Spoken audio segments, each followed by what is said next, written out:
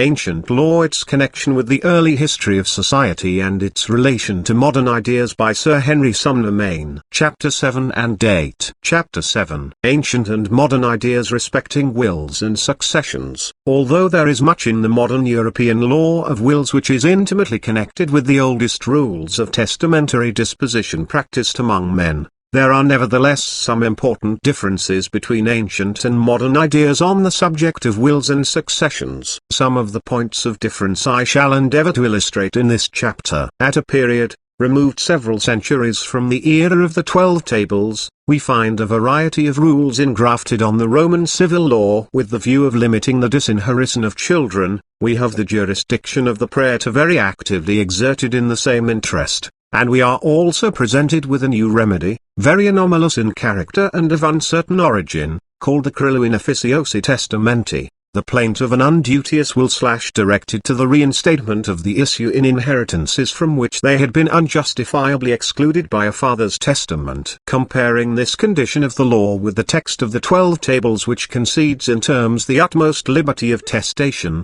several writers have been tempted to interweave a good deal of dramatic incident into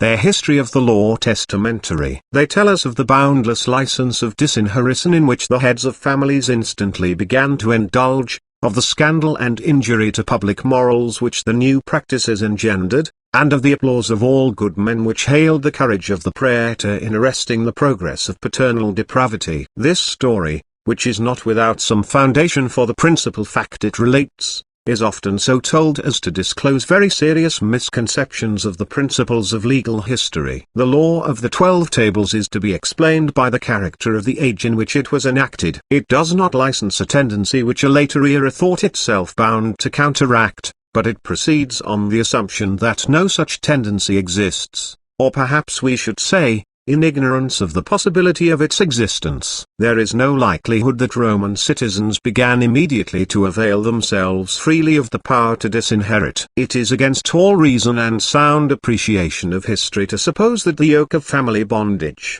still patiently submitted to, as we know, where its pressure galled most cruelly, would be cast off in the very particular in which its incidence in our own day is not otherwise than welcome. The law of the 12 Tables permitted the execution of testaments in the only case in which it was thought possible that they could be executed, viz., on failure of children and proximate kindred. It did not forbid the disinheritance of direct descendants, inasmuch as it did not legislate against a contingency which no Roman lawgiver of that era could have contemplated. No doubt, as the offices of family affection progressively lost the aspect of primary personal duties, the disinheritance of children was occasionally attempted. But the interference of the praetor, so far from being called for by the universality of the abuse, was doubtless first prompted by the fact that such instances of unnatural caprice were few and exceptional, and at conflict with the current morality. The indications furnished by this part of Roman testamentary law are of a very different kind. It is remarkable that a will never seems to have been regarded by the Romans as a means of disinheriting a family, or of affecting the unequal distribution of a patrimony. The rules of law preventing its being turned to such a purpose,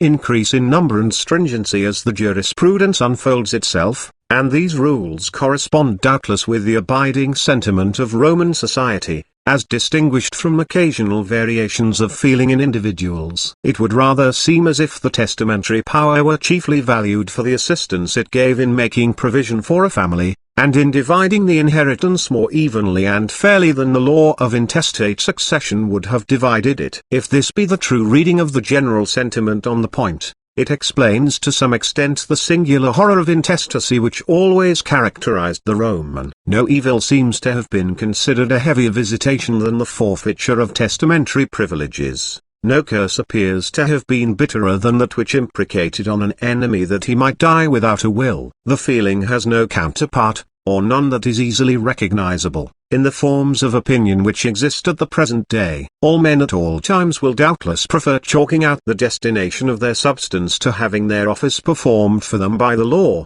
but the Roman passion for testacy is distinguished from the mere desire to indulge caprice by its intensity, and it has, of course, nothing whatever in common with that pride of family, exclusively the creation of feudalism, which accumulates one description of property in the hands of a single representative. It is probable, a priori, that it was something in the rules of intestate succession which caused this vehement preference for the distribution of property under a testament over its distribution by law. The difficulty, however, is, that on glancing at the Roman law of intestate succession in the form which it wore for many centuries before Justinian shaped it into that scheme of inheritance which has been almost universally adopted by modern lawgivers, it by no means strikes one as remarkably unreasonable or inequitable. On the contrary, the distribution it prescribes is so fair and rational, and differs so little from that with which modern society has been generally contented, that no reason suggests itself why it should have been regarded with extraordinary distaste, especially under a jurisprudence which pared down to a narrow compass the testamentary privileges of persons who had children to provide for. We should rather have expected that, as in France at this moment, the heads of families would generally save themselves the trouble of executing a will, and allow the law to do as it pleased with their assets. I think, however, if we look a little closely at the pre-Justinianian scale of intestate succession, we shall discover the key to the mystery. The texture of the law consists of two distinct parts. One department of rules comes from the jus civile, the common law of Rome, the other from the edict of the praetor. The civil law, as I have already stated for another purpose, calls to the inheritance only three orders of successors in their turn: the unemancipated children, the nearest class of agnatic kindred, and the Gentiles. Between these three orders, the praetor interpolates various classes of relatives, of whom the civil law took no notice whatever. Ultimately,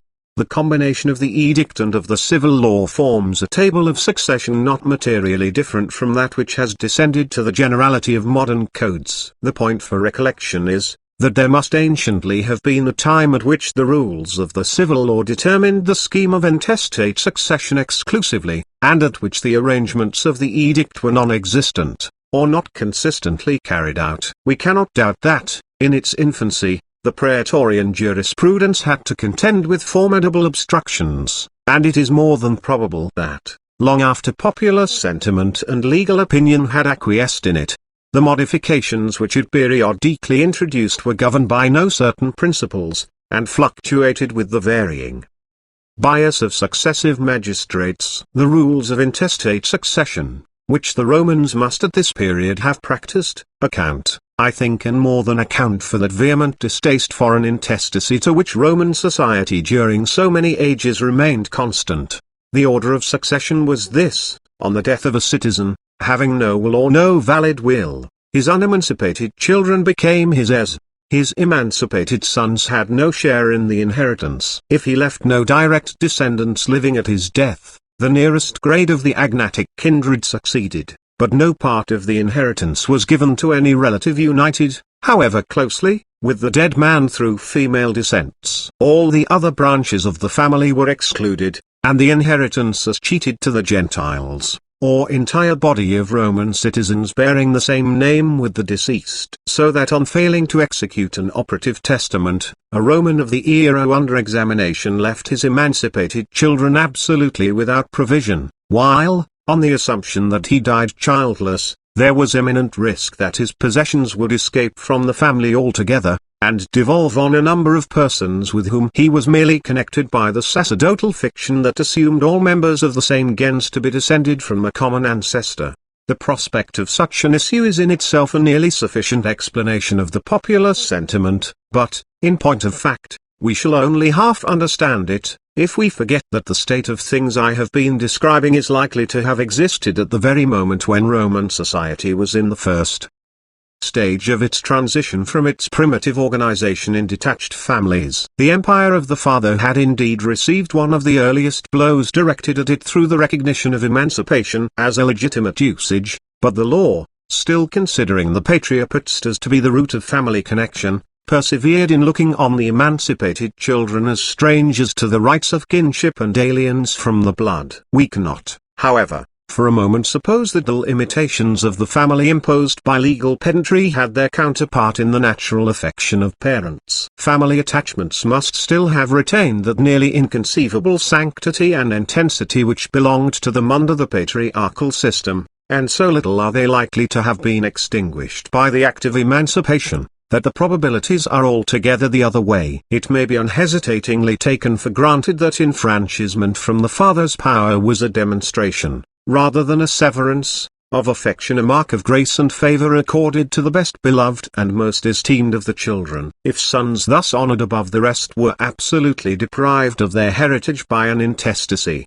the reluctance to incur it requires no farther explanation. We might have assumed a priori that the passion for testacy was generated by some moral injustice entailed by the rules of intestate succession, and here we find them at variance with the very instinct by which early society was cemented together. It is possible to put all that has been urged in a very succinct form. Every dominant sentiment of the primitive Romans was entwined with the relations of the family. But what was the family? The law defined it one way, natural affection another. In the conflict between the two, the feeling we would analyze grew up, taking the form of an enthusiasm for the institution by which the dictates of affection were permitted to determine the fortunes of its object. I regard, therefore, the Roman horror of intestacy as a monument of a very early conflict between ancient law and slowly changing ancient sentiment on the subject of the family. Some passages in the Roman statute law, and one statute in particular which limited the capacity for inheritance possessed by women,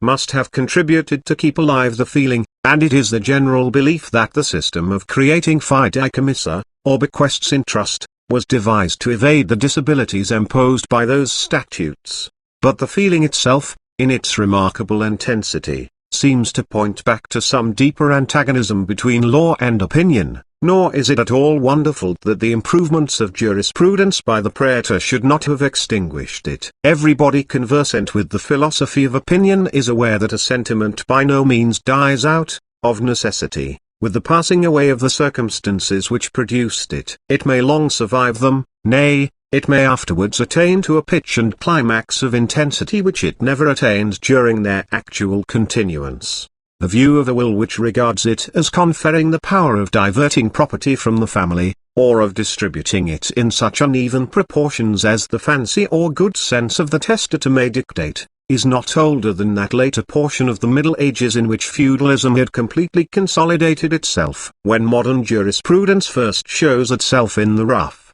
wills are rarely allowed to dispose with absolute freedom of a dead man's assets. Wherever at this period the descent of property was regulated by will, and over the greater part of Europe movable or personal property was the subject of testamentary disposition, the exercise of the testamentary power was seldom allowed to interfere with the right of the widow to a definite share, and of the children to certain fixed proportions, of the devolving inheritance. The shares of the children, as their amount shows, were determined by the authority of Roman law. The provision for the widow was attributable to the exertions of the Church, which never relaxed its solicitude for the interest of wives surviving their husbands' winning. Perhaps, one of the most arduous of its triumphs when, after exacting for 2 or 3 centuries an express promise from the husband at marriage to endow his wife, it at length succeeded in engrafting the principle of dower on the customary law of all Western Europe. Curiously enough, the dower of lands proved a more stable institution than the analogous and more ancient reservation of certain shares of the personal property to the widow and children. A few local customs in France maintained the right down to the Revolution, and there are traces of similar usages in England, but on the whole the doctrine prevailed that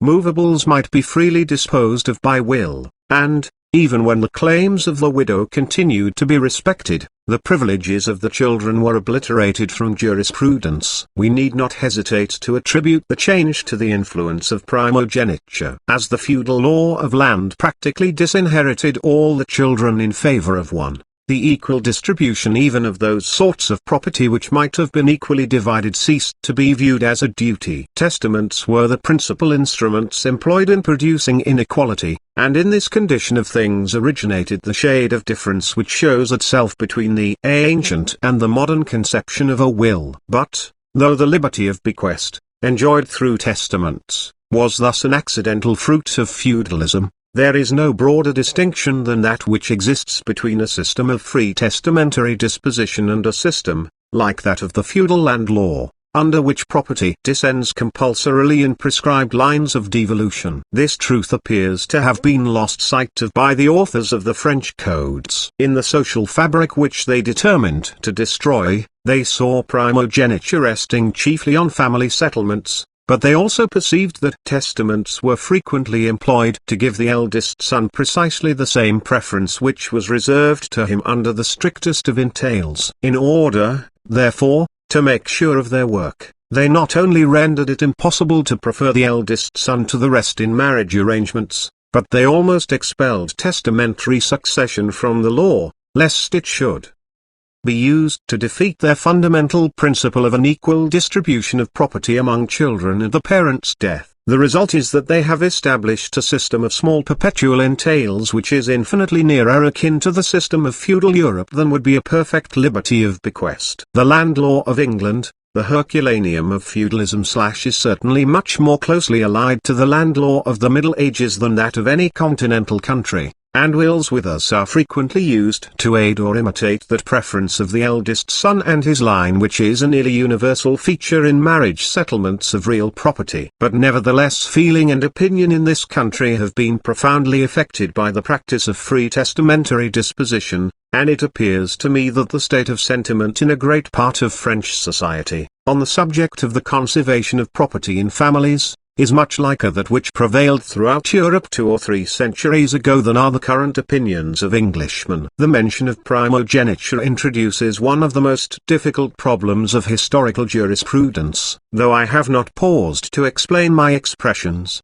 it may have been noticed that I have frequently spoken of a number of co-heirs as placed by the Roman law of succession on the same footing with a single heir. In point of fact, we know of no period of Roman jurisprudence at which the place of the heir, or universal successor, might not have been taken by a group of co-heirs. This group succeeded as a single unit, and the assets were afterwards divided among them in a separate legal proceeding. When the succession was ab intestato, and the group consisted of the children of the deceased, they each took an equal share of the property, nor, though males had at one time some advantages over females, is there the faintest trace of primogeniture. The mode of distribution is the same throughout archaic jurisprudence. It certainly seems that, when civil society begins and families cease to hold together through a series of generations, the idea which spontaneously suggests itself is to divide the domain equally among the members of each successive generation, and to reserve no privilege to the eldest son or stock. Some peculiarly significant hints as to the close relation of this phenomenon to primitive thought are furnished by systems yet more archaic than the Roman. Among the Hindus,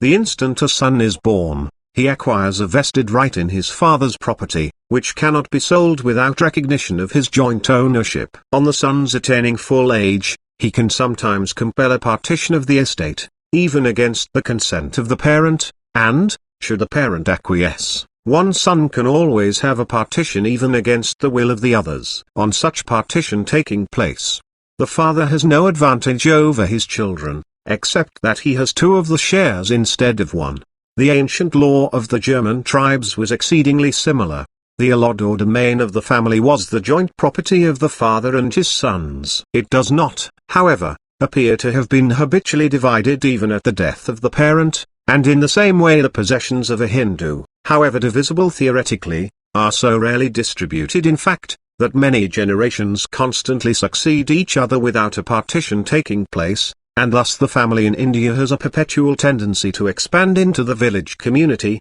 under conditions which I shall hereafter attempt to elucidate. All this points very clearly to the absolutely equal division of assets among the male children at death as the practice most usual with society at the period when family dependency is in the first stages of disintegration. Here then emerges the historical difficulty of primogeniture. The more clearly we perceive that, when the feudal institutions were in process of formation, there was no source in the world whence they could derive their elements but the Roman law of the provincials on the one hand and the archaic customs of the barbarians on the other. The more are we perplexed at first sight by our knowledge that neither Roman nor barbarian was accustomed to give any preference to the eldest son or his line in the succession to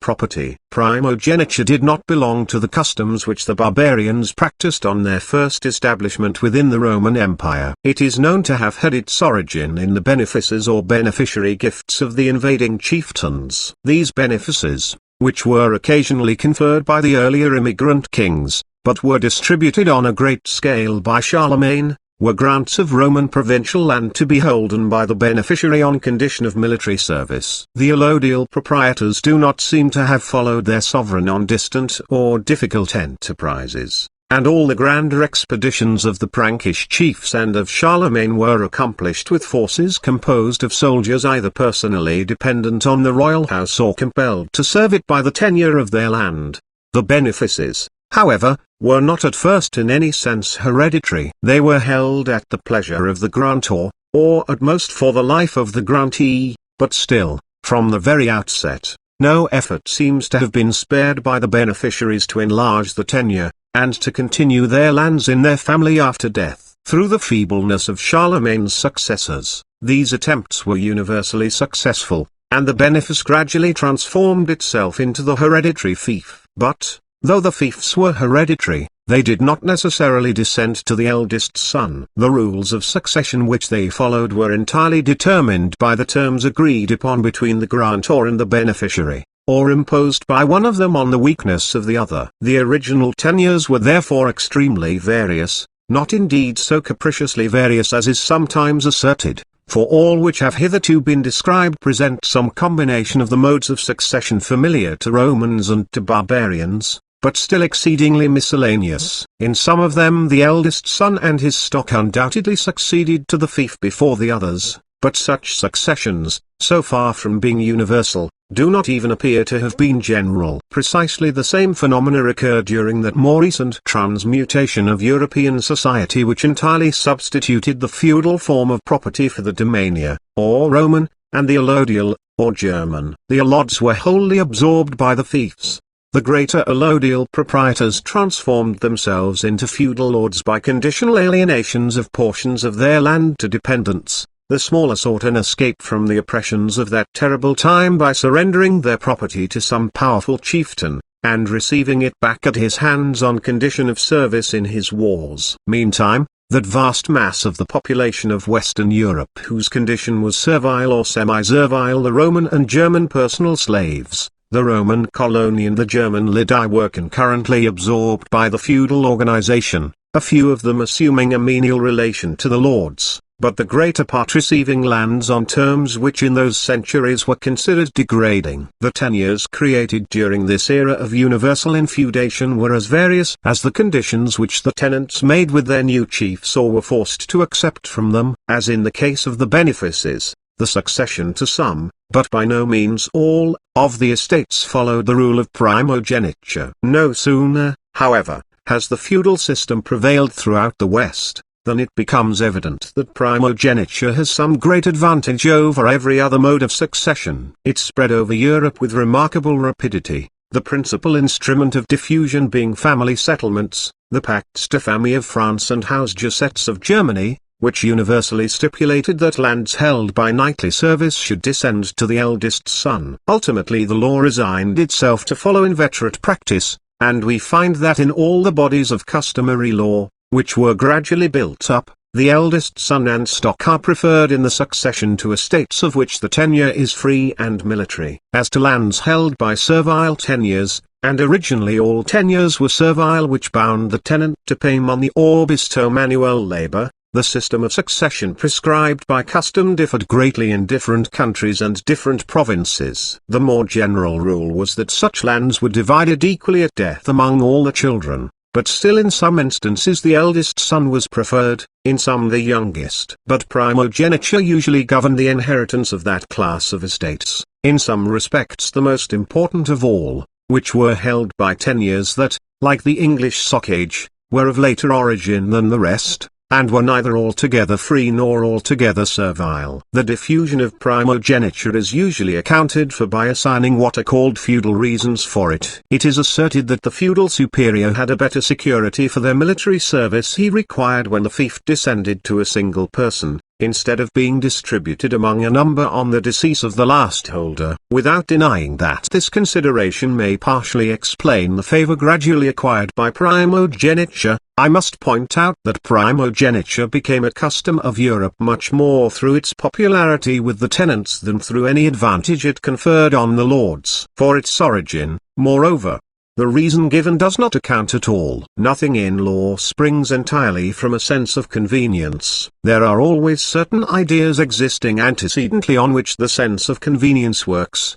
and of which it can do no more than form some new combination, and to find these ideas in the present case is exactly the problem. A valuable hint is furnished to us from a quarter fruitful of such indications. Although in India the possessions of a parent are divisible at his death, and may be divisible during his life, among all his male children in equal shares, and though this principle of the equal distribution of property extends to every part of the Hindu institutions, yet wherever public office or political power devolves at the decease of the last incumbent, the succession is nearly universally according to the rules of primogeniture. Sovereignties descend therefore to the eldest son, and where the affairs of the village community, the corporate unit of Hindu society, are confided to a single manager, it is generally the eldest son who takes up the administration at his parent's death. All offices, indeed, in India, tend to become hereditary, and, when their nature permits it,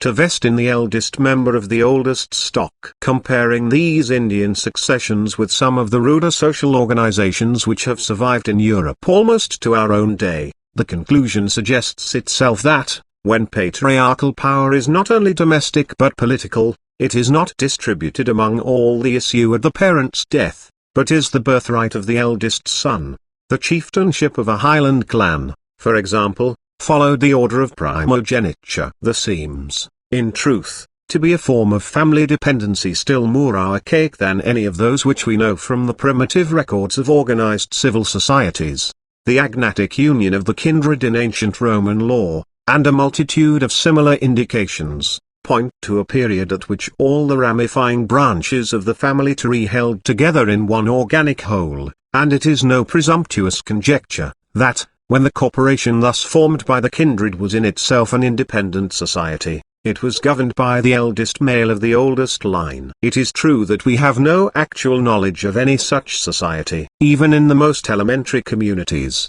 family organizations, as we know them, are at most imperio in imperio. But the position of some of them, of the Celtic clans in particular, was sufficiently near independence within historical times to force on us the conviction that they were once separate imperia, and that primogeniture regulated the succession to the chieftainship. It is, however, necessary to be on our guard against modern associations with the term of law. We are speaking of a family connection still closer and more stringent than any with which we are made acquainted by Hindu society or ancient Roman law. If the Roman paterfamilias was visible steward of the family possessions, if the Hindu father is only joint sharer with his sons, still more emphatically must the true patriarchal chieftain be merely the administrator of a common fund. The examples of succession by primogeniture which were found among the benefices may, therefore, have been imitated from a system of family government known to the invading races, though not in general use. Some ruder tribes may have still practiced it, or, what is still more probable, society may have been so slightly removed from its more archaic condition that the minds of some men spontaneously recurred to it, when they were called upon to settle the rules of inheritance for a new form of property. But there is still the question, why did primogeniture gradually supersede every other principle of succession? The answer, I think, is, that European society decidedly retrograded during the dissolution of the Carlovingian Empire. It sank a point or two back even from the miserably low degree which it had marked during the earlier barbarian monarchies. The great characteristic of the period was the feebleness, or rather the abeyance, of kingly and therefore of civil authority, and hence it seems as if, civil society no longer cohering, men universally flung themselves back on a social organization older than the beginnings of civil communities. The lord with his vassals,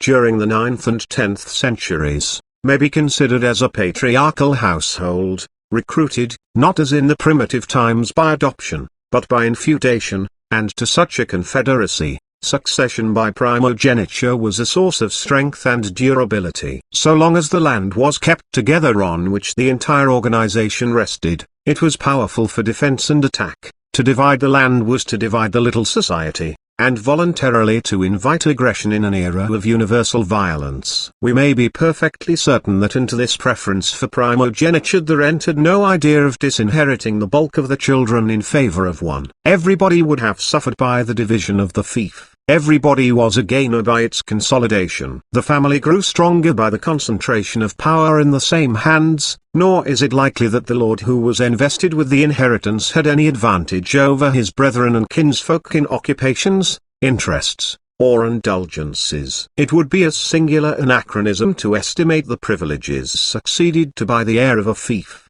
by the situation in which the eldest son is placed under an English strict settlement. I have said that I regard the early feudal confederacies as descended from an archaic form of the family, and as wearing a strong resemblance to it. But then in the ancient world, and in the societies which have not passed through the crucible of feudalism, the primogeniture which seems to have prevailed never transformed itself into the primogeniture of the later feudal Europe. When the group of kinsmen ceased to be governed through a series of generations by a hereditary chief, the domain which had been managed for all appears to have been equally divided among all. Why did this not occur in the feudal world? If during the confusions of the first feudal period the eldest son held the land for the behoof of the whole family, why was it that when feudal Europe had consolidated itself, and regular communities were again established, the whole family did not resume that capacity for equal inheritance which had belonged to Roman and German alike? The key which unlocks this difficulty has rarely been seized by the writers who occupy themselves in tracing the genealogy of feudalism. They perceive the materials of the feudal institutions,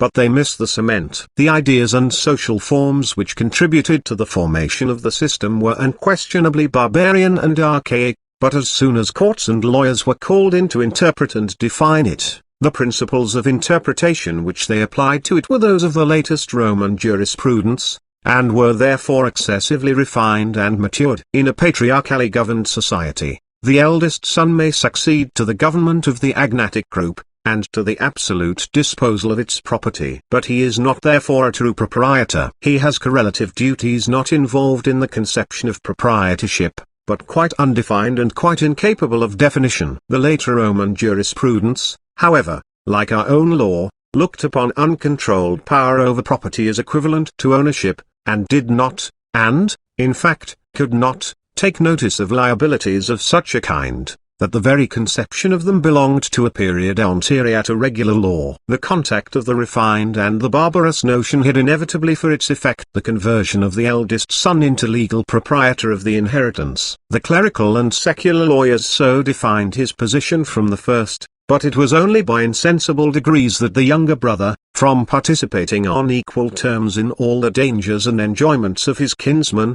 sank into the priest, the soldier of fortune, or the hanger-on of the mansion. The legal revolution was identical with that which occurred on a smaller scale, and in quite recent times, through the greater part of the Highlands of Scotland. When called in to determine the legal powers of the chieftain over the domains which gave sustenance to the clan, Scottish jurisprudence had long since passed the point at which it could take notice of the vague limitations on completeness of dominion imposed by the claims of the clansman, and it was inevitable therefore that it should convert the patrimony of many into the estate of one. For the sake of simplicity, I have called the mode of succession primogeniture whenever a single son or descendant succeeds to the authority over a household or society. It is remarkable, however, that in the few very ancient examples which remain to us of this sort of succession, it is not always the eldest son, in the sense familiar to us, who takes up the representation. The form of primogeniture which has spread over Western Europe has also been perpetuated among the Hindus,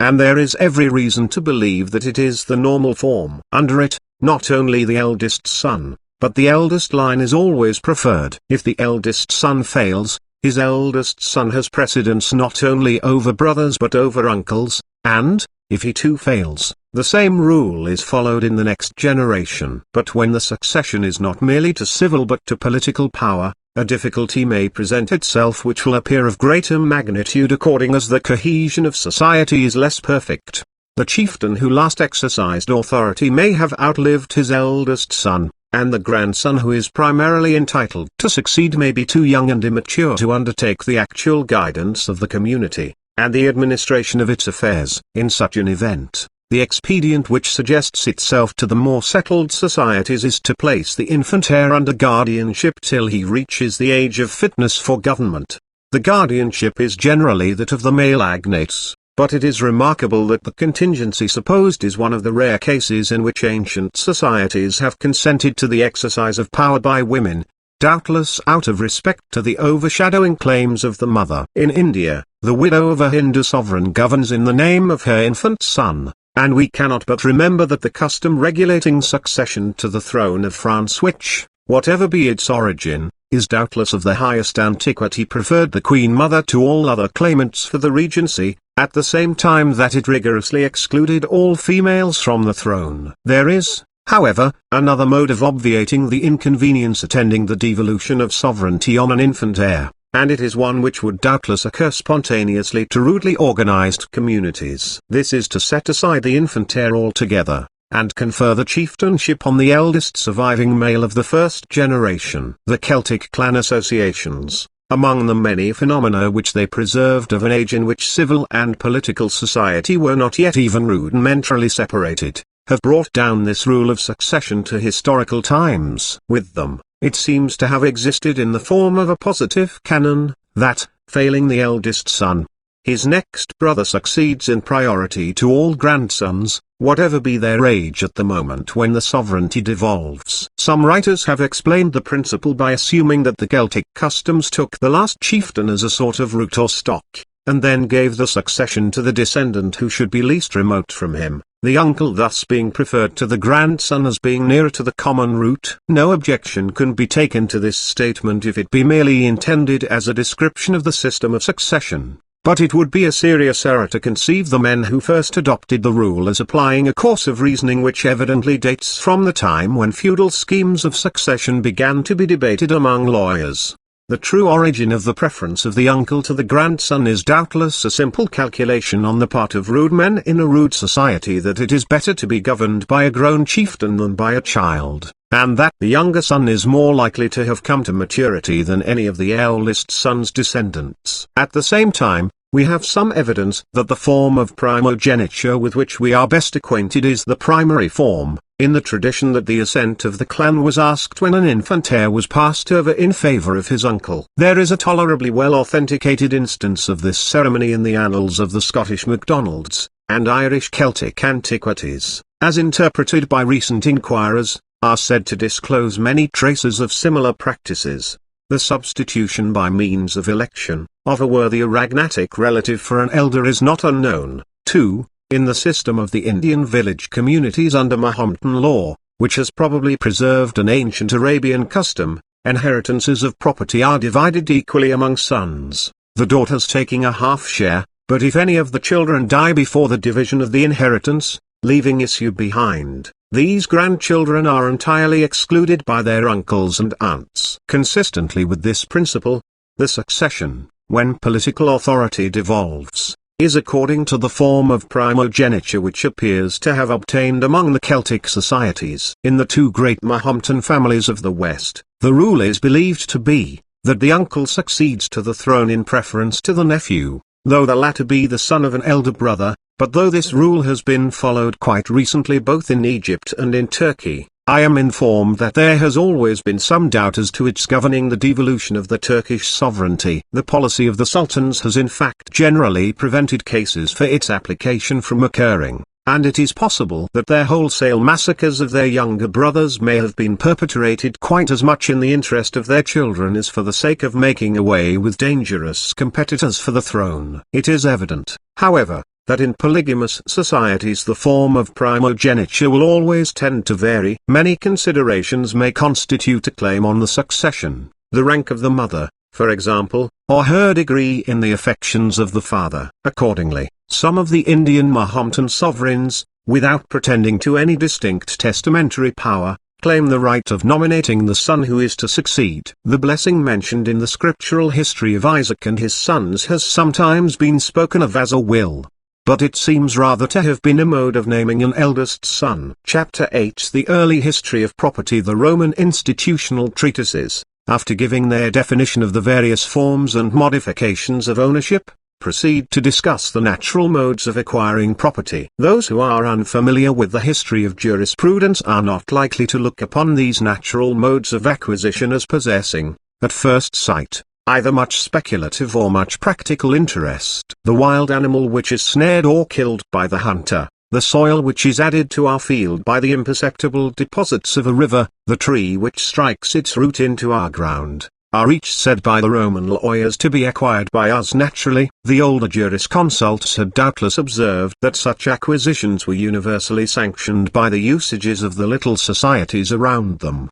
and thus the lawyers of a later age, finding them classed in the ancient jus gentium, and perceiving them to be of the simplest description, allotted them a place among the ordinances of nature. The dignity with which they were invested has gone on increasing in modern times till it is quite out of proportion to their original importance. Theory has made them its favorite food, and has enabled them to exercise the most serious influence on practice. It will be necessary for us to attend to one only among these natural modes of acquisition / one occupatio or occupancy. Occupancy is the advisedly taking possession of that which at the moment is the property of no man, with the view, adds the technical definition, of acquiring property in it for yourself. The objects which the Roman lawyers called res nullius, things which have not or have never had an owner, can only be ascertained by enumerating them. Among things which never had an owner are wild animals, fishes, wild fowl, jewels disinterred for the first time, and lands newly discovered or never before cultivated. Among things which have not an owner are movables which have been abandoned, lands which have been deserted, and, an anomalous but most formidable item, the property of an enemy. In all these objects the full rights of dominion were acquired by the occupant, who first took possession of them with the intention of keeping them as his own, an intention which, in certain cases, had to be manifested by specific acts. It is not difficult, I think, to understand the universality which caused the practice of occupancy to be placed by one generation of Roman lawyers in the law common to all nations, and the simplicity which occasioned its being attributed by another to the law of nature. But for its fortunes in modern legal history we are less prepared by a priori considerations. The Roman principle of occupancy, and the rules into which the jurisconsults expanded it, are the source of all modern international law on the subject of capture in war and of the acquisition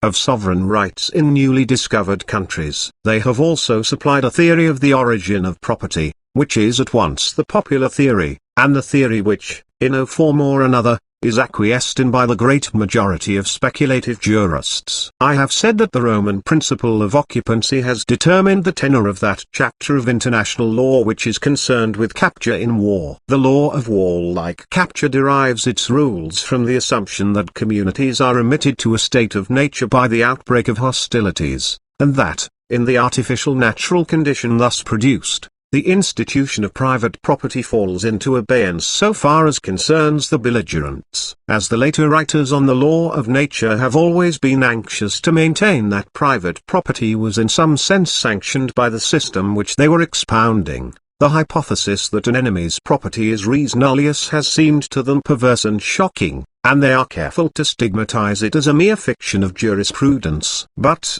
as soon as the law of nature is traced to its source in the jus gentium, we see at once how the goods of an enemy came to be looked upon as nobody's property, and therefore as capable of being acquired by the first occupant. The idea would occur spontaneously to persons practicing the ancient forms of warfare, when victory dissolved the organization of the conquering army and dismissed the soldiers to indiscriminate plunder. It is probable, however, that originally it was only movable property which was thus permitted to be acquired by the captor. We know on independent authority that a very different rule prevailed in ancient Italy as to the acquisition of ownership in the soil of a conquered country, and we may therefore suspect that the application of the principle of occupancy to land, always a matter of difficulty, dates from the period when the jus gentium was becoming the code of nature, and that it is the result of a generalization effected by the jurisconsults of the Golden Age. Their dogmas on the point are preserved in the Pandects of Justinian,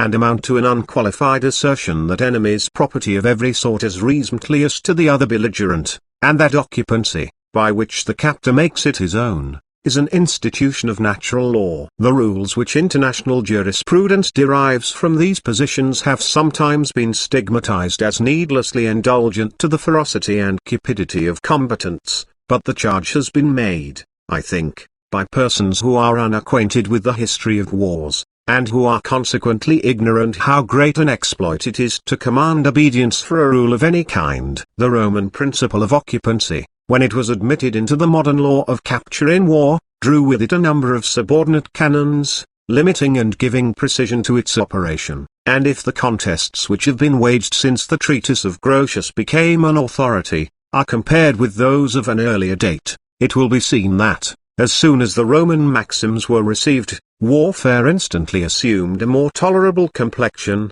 if their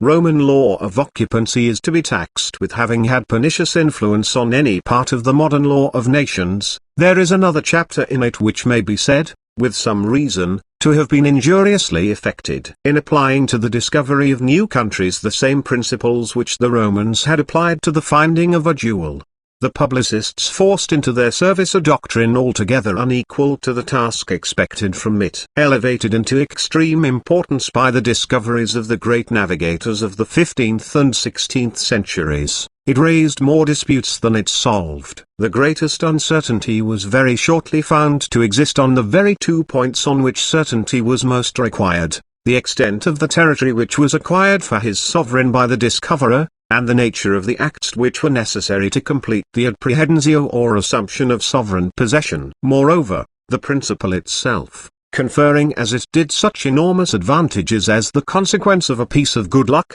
was instinctively mutinied against by some of the most adventurous nations in Europe, the Dutch, the English, and the Portuguese. Our own countrymen, without expressly denying the rule of international law, never did, in practice, admit the claim of the Spaniards to engross the whole of America south of the Gulf of Mexico, or that of the King of France to monopolize the valleys of the Ohio and the Mississippi. From the accession of Elizabeth to the accession of Charles II, it cannot be said that there was at any time thorough peace in the American waters. And the encroachments of the New England colonists on the territory of the French king continued for almost a century longer. Bentham was so struck with the confusion attending the application of the legal principle, that he went out of his way to eulogize the famous bull of Pope Alexander VI,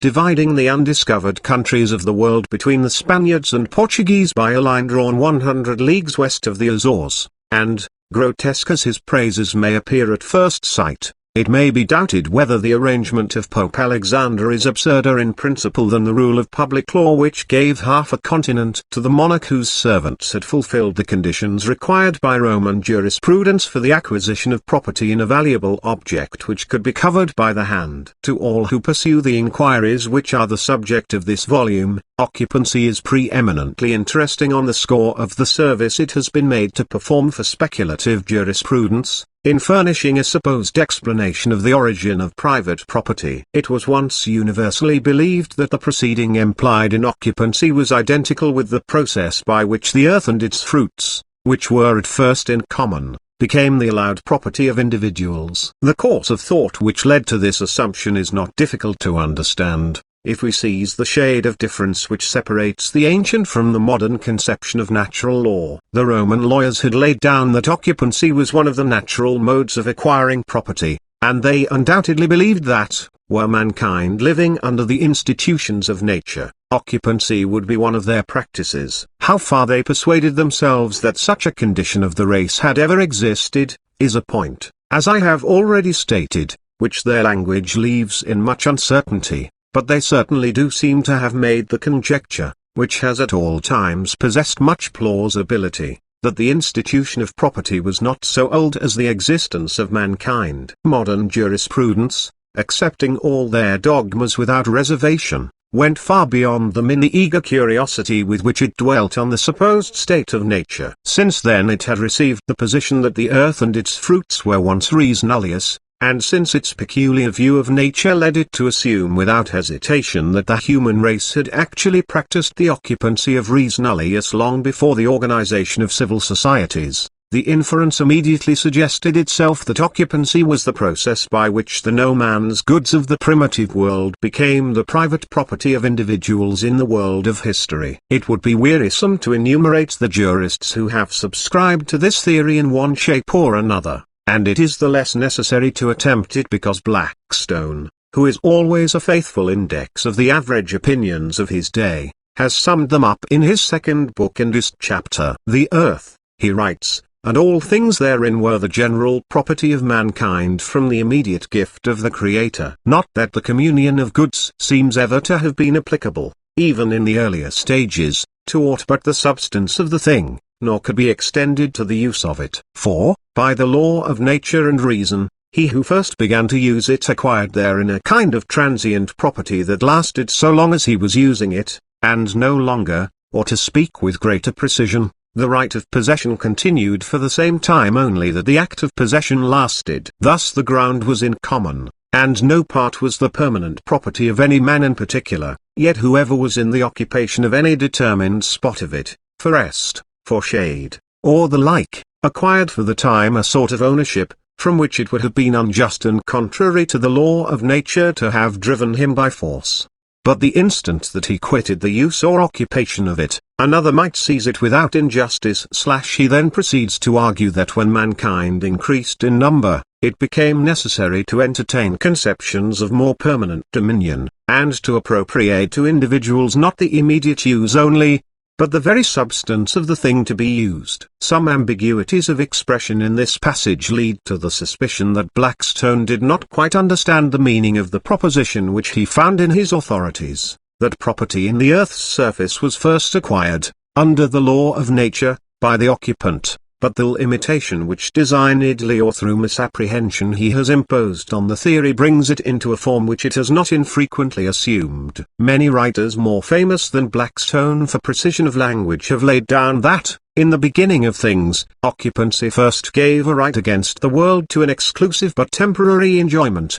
and that afterwards this right, while it remained exclusive, became perpetual. Their object in so stating their theory was to reconcile the doctrine that in the state of nature res nullius became property through occupancy, with the inference which they drew from the scriptural history that the patriarchs did not at first permanently appropriate the soil which had been grazed over by their flocks and herds. The only criticism which could be directly applied to the theory of Blackstone would consist in inquiring whether the circumstances which make up his picture of a primitive society are more or less probable than other incidents which could be imagined with equal readiness. Pursuing this method of examination, we might fairly ask whether the man who had occupied, Blackstone evidently uses this word with its ordinary English meaning, a particular spot of ground forest or shade would be permitted to retain it without disturbance. The chances surely are that his right to possession would be exactly coextensive with his power to keep it,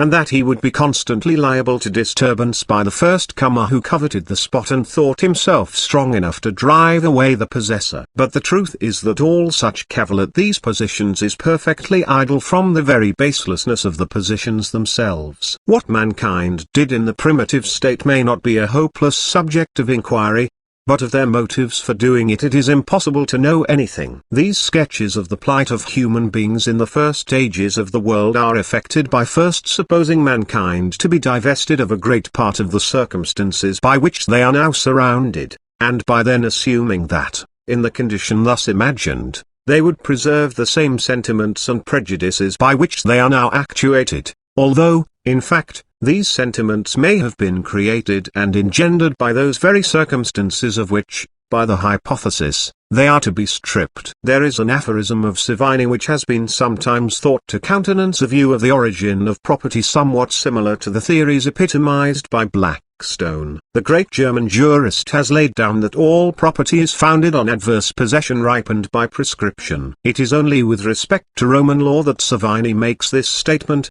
and before it can fully be appreciated much labor must be expended in explaining and defining the expressions employed. His meaning will, however, be indicated with sufficient accuracy if we consider him to assert that, how far soever we carry our inquiry into the ideas of property received among the Romans, however closely we approach in tracing them to the infancy of law, we can get no farther than a conception of ownership involving the three elements in the canon: possession, adverseness of possession, that is, a holding not permissive or subordinate, but exclusive against the world, and prescription, or a period of time during which the adverse possession has uninterruptedly continued. It is exceedingly probable that this maxim might be enunciated with more generality than was allowed to it by its author, and that no sound or safe conclusion can be looked for from investigations into any system of laws which are pushed farther back than the point at which these combined ideas constitute the notion of proprietary right. Meantime,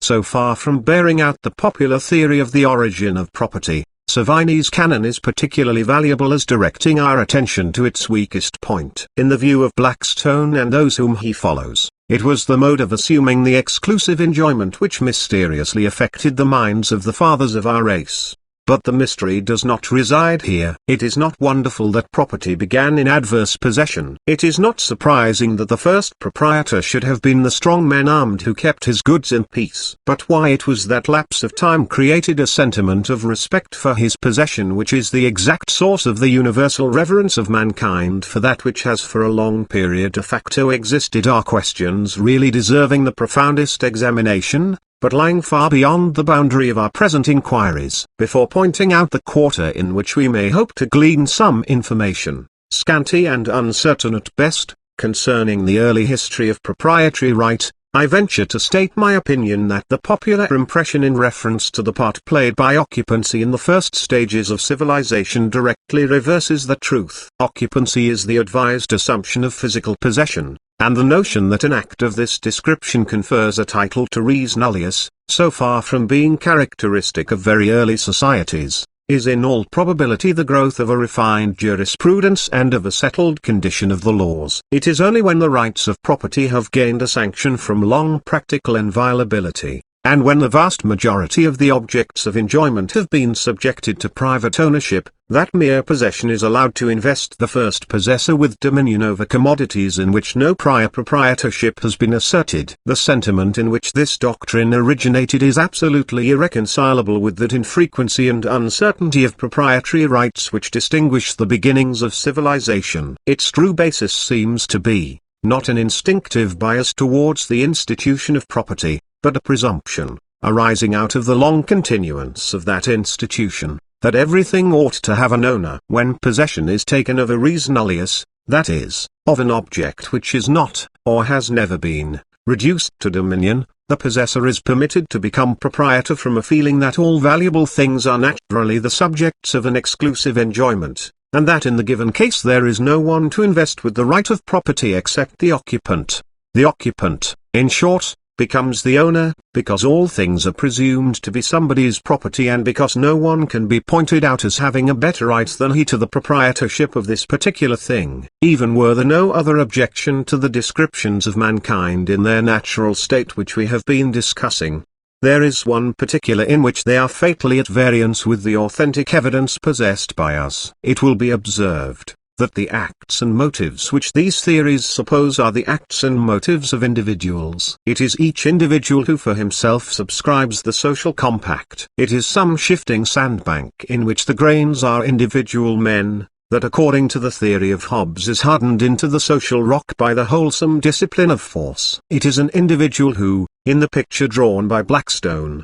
is in the occupation of a determined spot of ground for rest, for shade, or the like. The vice is one which necessarily afflicts all the theories descended from the natural law of the Romans, which differed principally from their civil law in the account which it took of individuals, and which has rendered precisely its greatest service to civilization in enfranchising the individual from the authority of archaic society. But ancient law, it must again be repeated, knows next to nothing of individuals. It is concerned not with individuals, but with families, not with single human beings, but groups. Even when the law of the state has succeeded in penetrating the small circles of kindred into which it had originally no means of penetrating, the view it takes of individuals is curiously different from that taken by jurisprudence in its maturest stage. The life of each citizen is not regarded as limited by birth and death. It is but a continuation of the existence of his forefathers. and it will be prolonged in the existence of his descendants. The Roman distinction between the law of persons and the law of things, which though extremely convenient is entirely artificial, has evidently done much to divert inquiry on the subject before us from the true direction. The lessons learned in discussing the jus personarum have been forgotten where the jus rerum is reached, and property, contract, and delict, have been considered as if no hints concerning their original nature were to be gained from the facts ascertained respecting the original condition of persons. The futility of this method would be manifest if a system of pure archaic law could be brought before us, and if the experiment could be tried of applying to it the Roman classifications. It would soon be seen that the separation of the law of persons from that of things has no meaning in the infancy of the law, that the rules belonging to the two departments are inextricably mingled together, and that the distinctions of the later jurists are appropriate only to the later jurisprudence. From what has been said in the earlier portions of this treatise, it will be gathered that there is a strong a priori improbability of our obtaining any clue to the early history of property, if we confine our notice to the proprietary rights of individuals. It is more than likely that joint ownership, and not separate ownership, is the really archaic institution, and that the forms of property which will afford us instruction will be those which are associated with the rights of families and of groups of kindred. The Roman jurisprudence will not here assist in enlightening us, for it is exactly the Roman jurisprudence which, transformed by the theory of natural law, has bequeathed to the moderns the impression that individual ownership is the normal state of proprietary right, and that ownership in common by groups of men is only the exception to a general rule. There is, however, one community which will always be carefully examined by the inquirer who is in quest of any lost institution of primeval society. How far soever any such institution may have undergone change among the branch of the Indo-European family which has been settled for ages in India, it will seldom be found to have entirely cast aside the shell in which it was originally reared. It happens that, among the Hindus, we do find a form of ownership which ought at once to rivet our attention from its exactly fitting in with the ideas which our studies in the law of persons would lead us to entertain respecting the original condition of property. The village community of India is at once an organized patriarchal society and an assemblage of co-proprietors. The personal relations to each other of the men who compose it are indistinguishably confounded with their proprietary rights, and to the attempts of English functionaries to separate the two may be assigned some of the most formidable miscarriages of Anglo-Indian administration. The village community is known to be of immense antiquity. In whatever direction research has been pushed into Indian history, general or local, it has always found the community in existence at the farthest point of its progress. A great number of intelligent and observant writers, most of whom had no theory of any sort to support concerning its nature and origin, agree in considering it the least destructible institution of a society which never willingly surrenders any one of its usages to innovation. Conquests and revolutions seem to have swept over it without disturbing or displacing it, and the most beneficent systems of government in India have always been those which have recognized it as the basis of administration. The mature Roman law, and modern jurisprudence following in its wake, look upon co-ownership as an exceptional and momentary condition of the rights of property. This view is clearly indicated in the maxim which obtains universally in Western Europe, nemo in communion potest invitus detineri, no one can be kept in co-proprietorship against his will. But in India this order of ideas is reversed, and it may be said that separate proprietorship is always on its way to become proprietorship in common. The process has been adverted to already. As soon as a son is born, he acquires a vested interest in his father's substance, and on attaining years of discretion he is even, in certain contingencies, permitted by the letter of the law to call for a partition of the family estate. As a fact, however, a division rarely takes place even at the death of the father, and the property constantly remains undivided for several generations,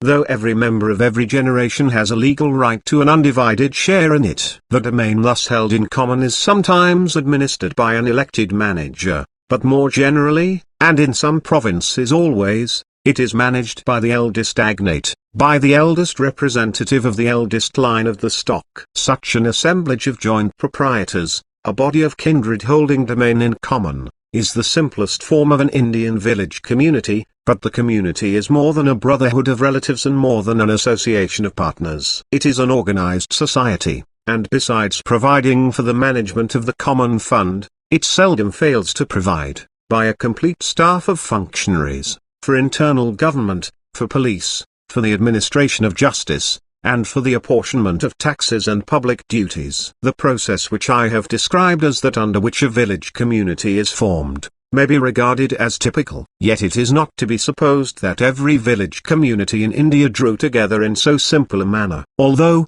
in the north of India, the archives, as I am informed, almost invariably show that the community was founded by a single assemblage of blood relations, they also supply information that men of alien extraction have always, from time to time, been engrafted on it, and a mere purchaser of a share may generally, under certain conditions, be admitted to the brotherhood. In the south of the peninsula there are often communities which appear to have sprung not from one but from two or more families, and there are some whose composition is known to be entirely artificial. Indeed, the occasional aggregation of men of different castes in the same society is fatal to the hypothesis of a common descent. Yet in all these brotherhoods either the tradition is preserved, or the assumption made, of an original common parentage. Mount Stuart Elphinstone, who writes more particularly of the southern village communities, observes of them, History of India, p.7i, 1905 ed. The popular notion is that the village landholders are all descended from one or more individuals who settled the village,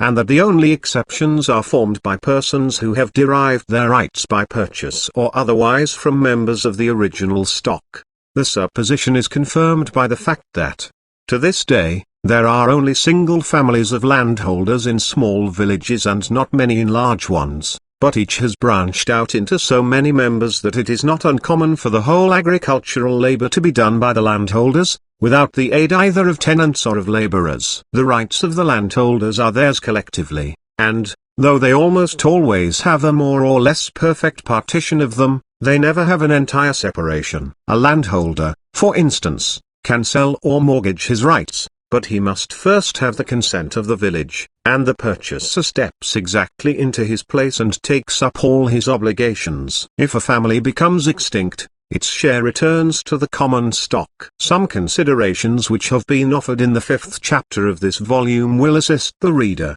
I trust, in appreciating the significance of Elphinstone's language. No institution of the primitive world is likely to have been preserved to our day, unless it has acquired an elasticity foreign to its original nature through some vivifying legal fiction. The village community then is not necessarily an assemblage of blood relations, but it is either such an assemblage or a body of co-proprietors formed on the model of an assimilation of kinsmen. The type with which it should be compared is evidently not the Roman family, but the Roman gens or house. The gens was also a group on the model of the family. It was the family extended by a variety of fictions of which the exact nature was lost in antiquity. In historical times, its leading characteristics were the very two which Elphinstone remarks in the village community. There was always the assumption of a common origin, an assumption sometimes notoriously at variance with fact, and, to repeat the historian's words, if a family became extinct, its share returned to the common stock. In old Roman law,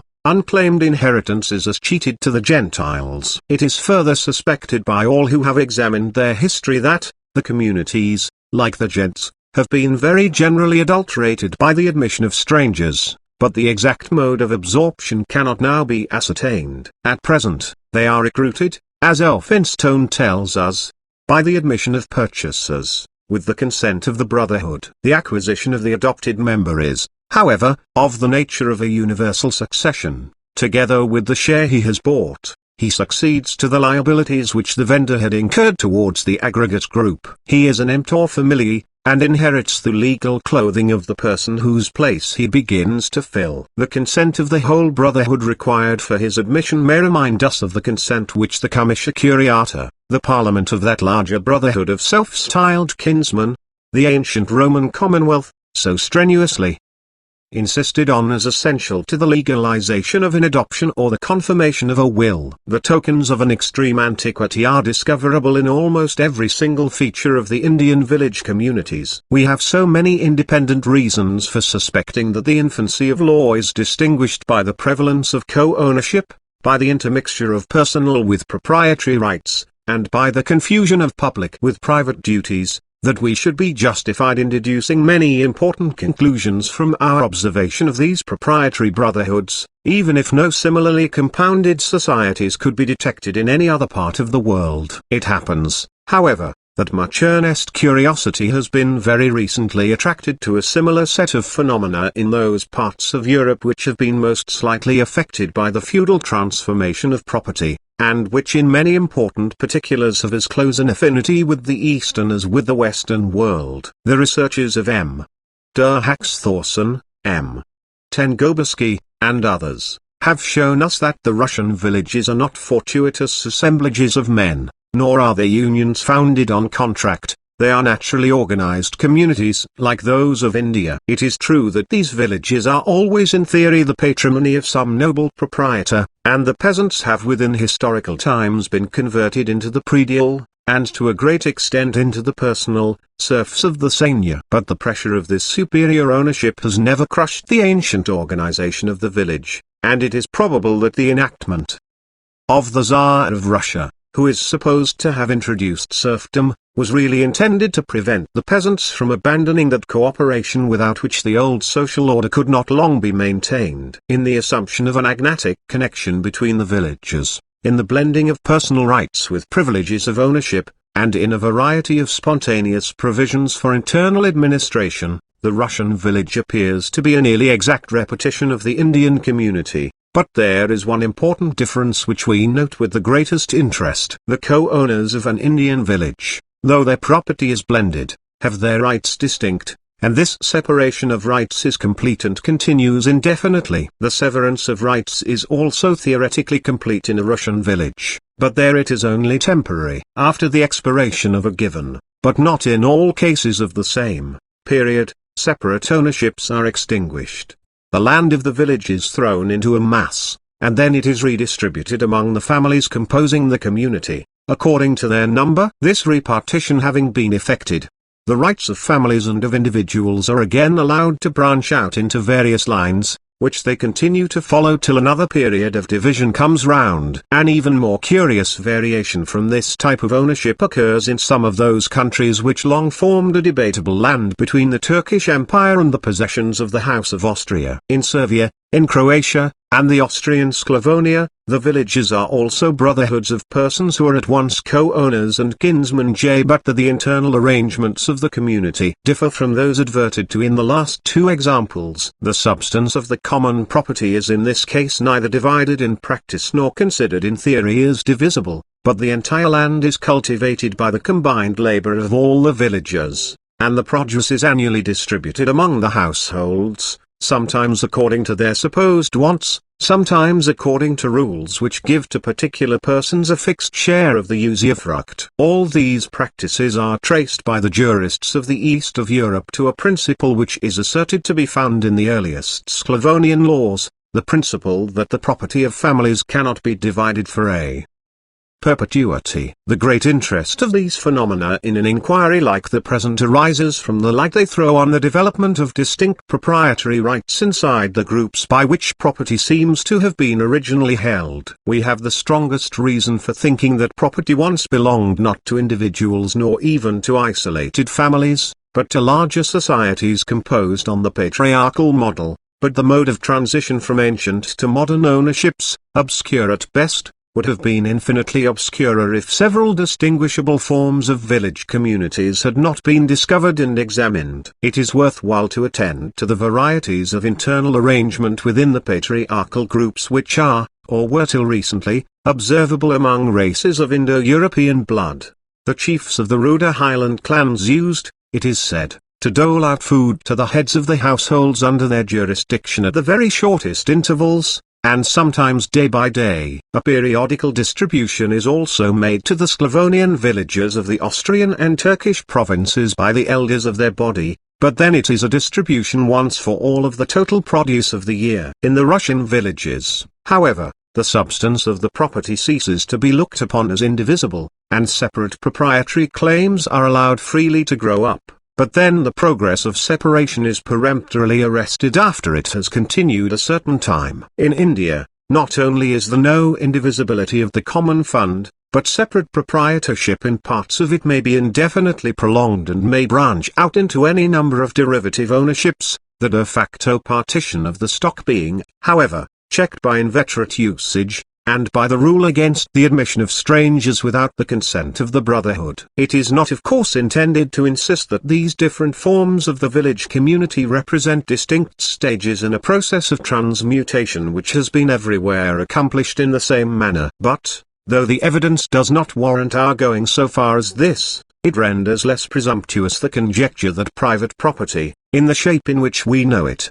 was chiefly formed by the gradual disentanglement of the separate rights of individuals from the blended rights of a community. Our studies in the law of persons seem to show us the family expanding into the agnatic group of kinsmen, then the agnatic group dissolving into separate households, lastly, the household supplanted by the individual. And it is now suggested that each step in the change corresponds to an analogous alteration in the nature of ownership. If there be any truth in the suggestion, it is to be observed that it materially affects the problem which theorists on the origin of property have generally proposed to themselves. The question, perhaps an insoluble one which they have mostly agitated, is, what were the motives which first induced men to respect each other's possessions? It may still be put, without much hope of finding an answer to it, in the form of an enquiry into the reasons which led one composite group to keep aloof from the domain of another. But, if it be true that far the most important passage in the history of private property is its gradual separation from the co-ownership of kinsmen,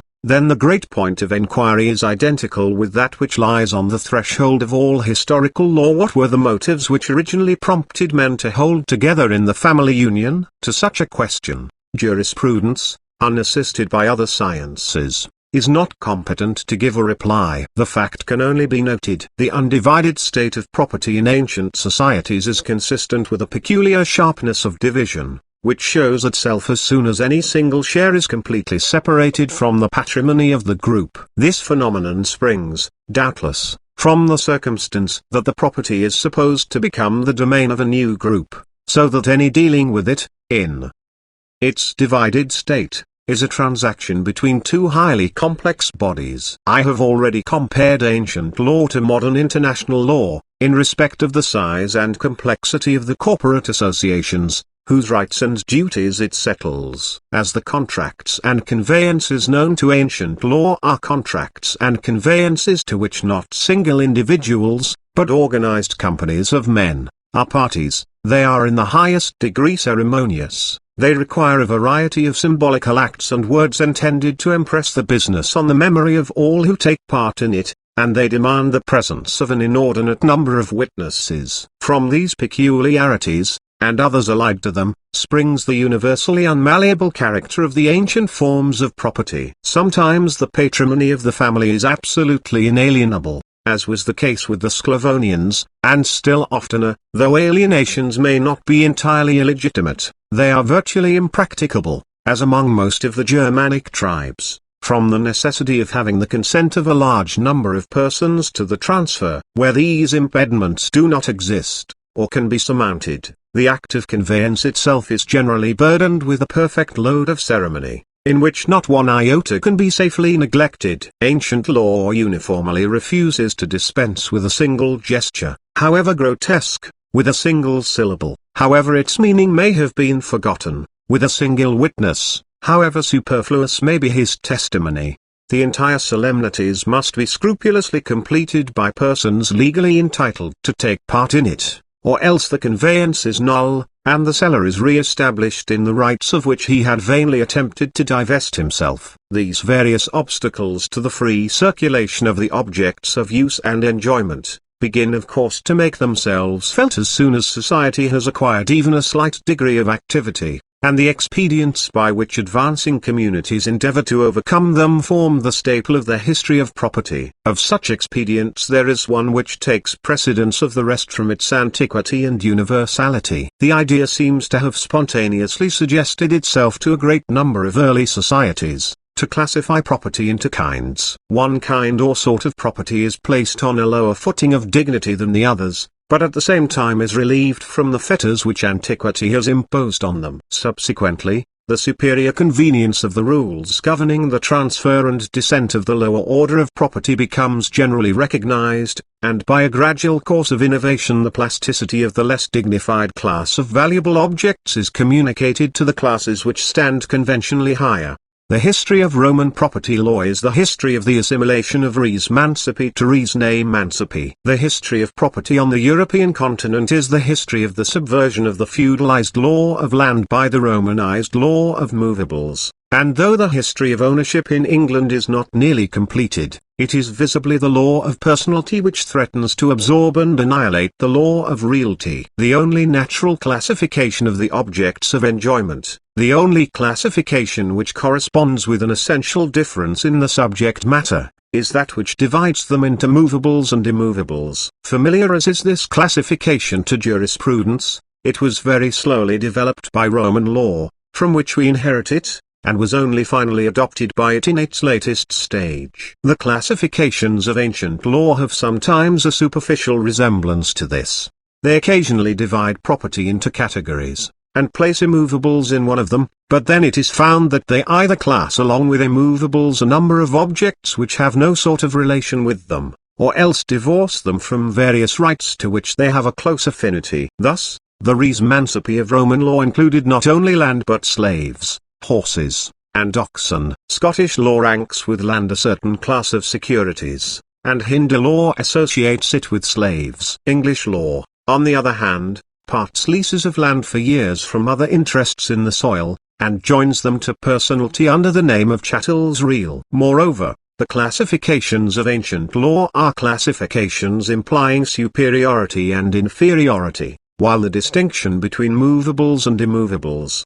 so long at least as it was confined to Roman jurisprudence, carried with it no suggestion whatever of a difference in dignity. The res mancipi, however, did certainly at first enjoy a precedence over the res ne mancipi, as did heritable property in Scotland, and realty in England, over the personalty to which they were opposed. The lawyers of all systems have spared no pains in striving to refer these classifications to some intelligible principle, but the reasons of the severance must ever be vainly sought for in the philosophy of law. They belong not to its philosophy, but to its history. The explanation which appears to cover the greatest number of instances is, that the objects of enjoyment honored above the rest were the forms of property known first and earliest to each particular community, and dignified therefore emphatically with the designation of property. On the other hand, the articles not enumerated among the favored objects seem to have been placed on a lower standing, because the knowledge of their value was posterior to the epoch at which the catalogue of superior property was settled. They were at first unknown,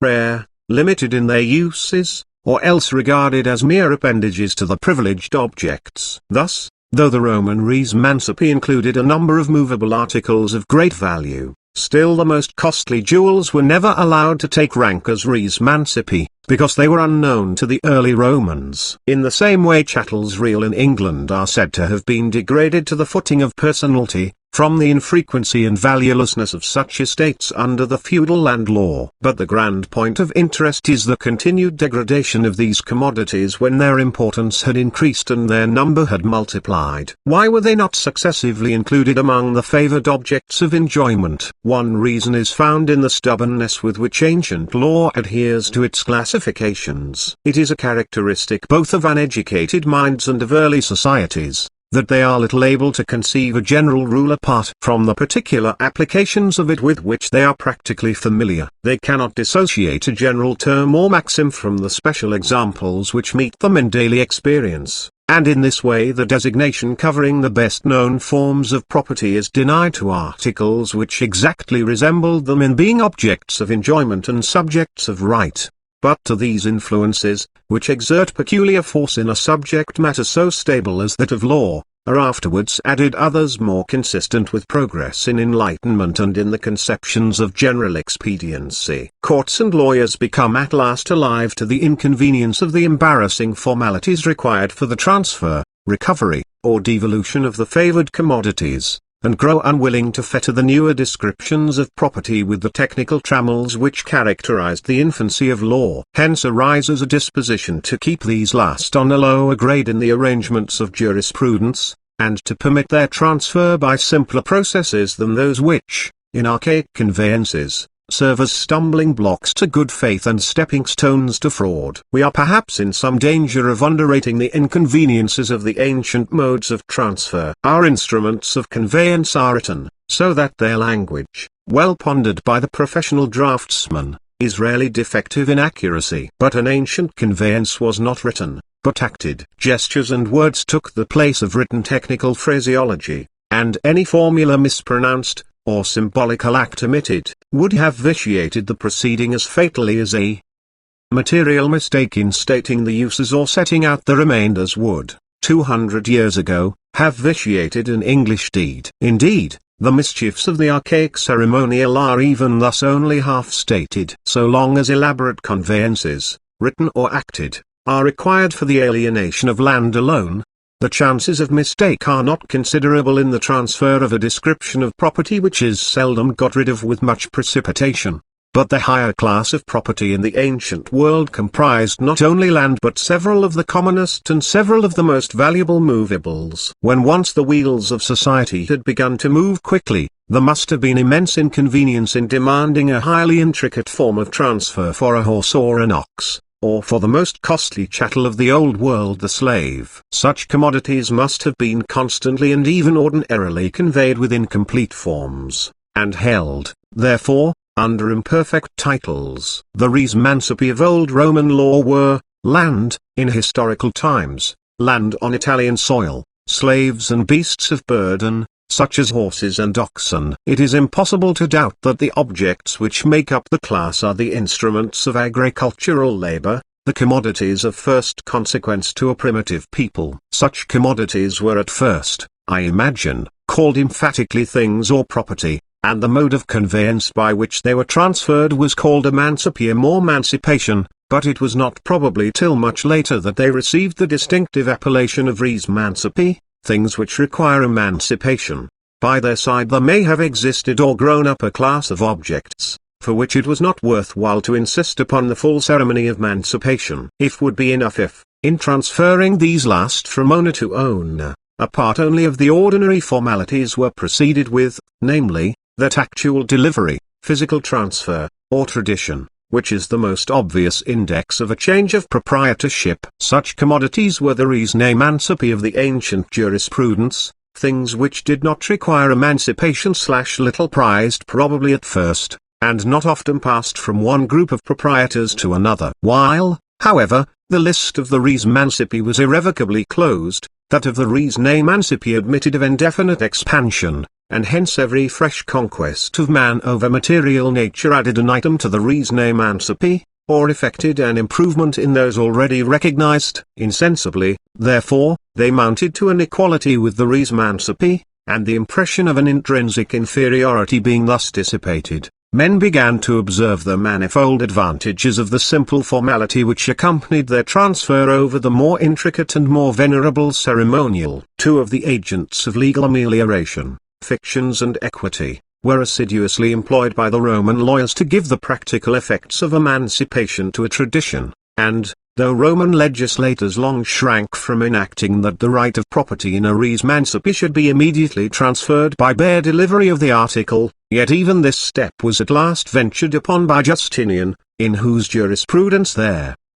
difference between res mancipi and res mancipi disappears, and tradition or delivery becomes the one great conveyance known to the law. The marked preference which the Roman lawyers very early gave to tradition caused them to assign it a place in their theory which has helped to blind their modern disciples to its true history. It was classed among the natural modes of acquisition, both because it was generally practiced among the Italian tribes, and because it was a process which attained its object by the simplest mechanism. If the expressions of the jurisconsults be pressed, they undoubtedly imply that tradition, which belongs to the law natural, is more ancient than emancipation, which is an institution of civil society, and this, I need not say, is the exact reverse of the truth. The distinction between res mancipi and res ne mancipi is the type of a class of distinctions to which civilization is much indebted. Distinctions which run through the whole mass of commodities, placing a few of them in a class by themselves, and relegating the others to a lower category.